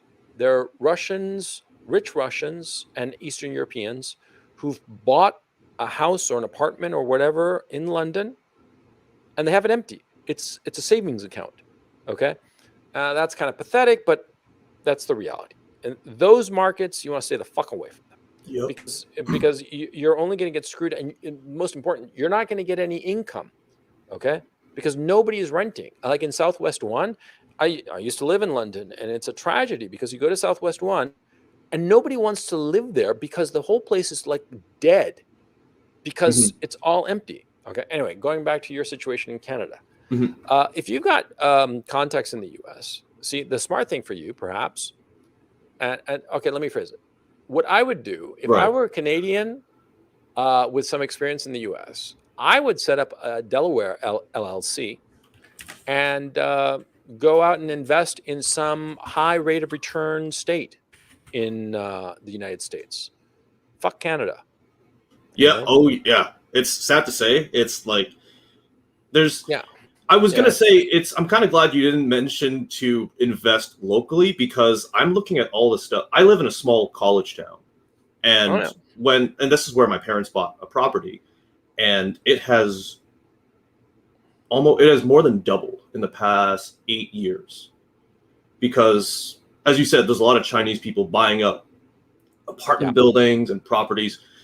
Like I talk to my boomer neighbors, and they're worried about getting priced out. It's kind of sad. Yeah, it is. Yeah. Yeah. So anyway, Chad, great talking to you. Yeah, man. Likewise. Likewise. It was. I'm glad you're back. Glad you're feeling a lot better.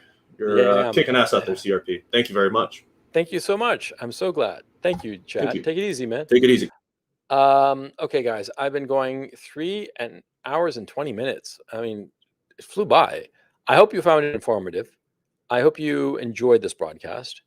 And yeah, I'm just going to call it a stream. And remember, ROI, return on investment. And always know the difference between flipping and investing. Okay? Anyway, I will catch you guys. I'll probably do another broadcast on Thursday to make up for the missed broadcast because of my COVID. Okay? So anyway, take it easy, and I'll talk to you soon.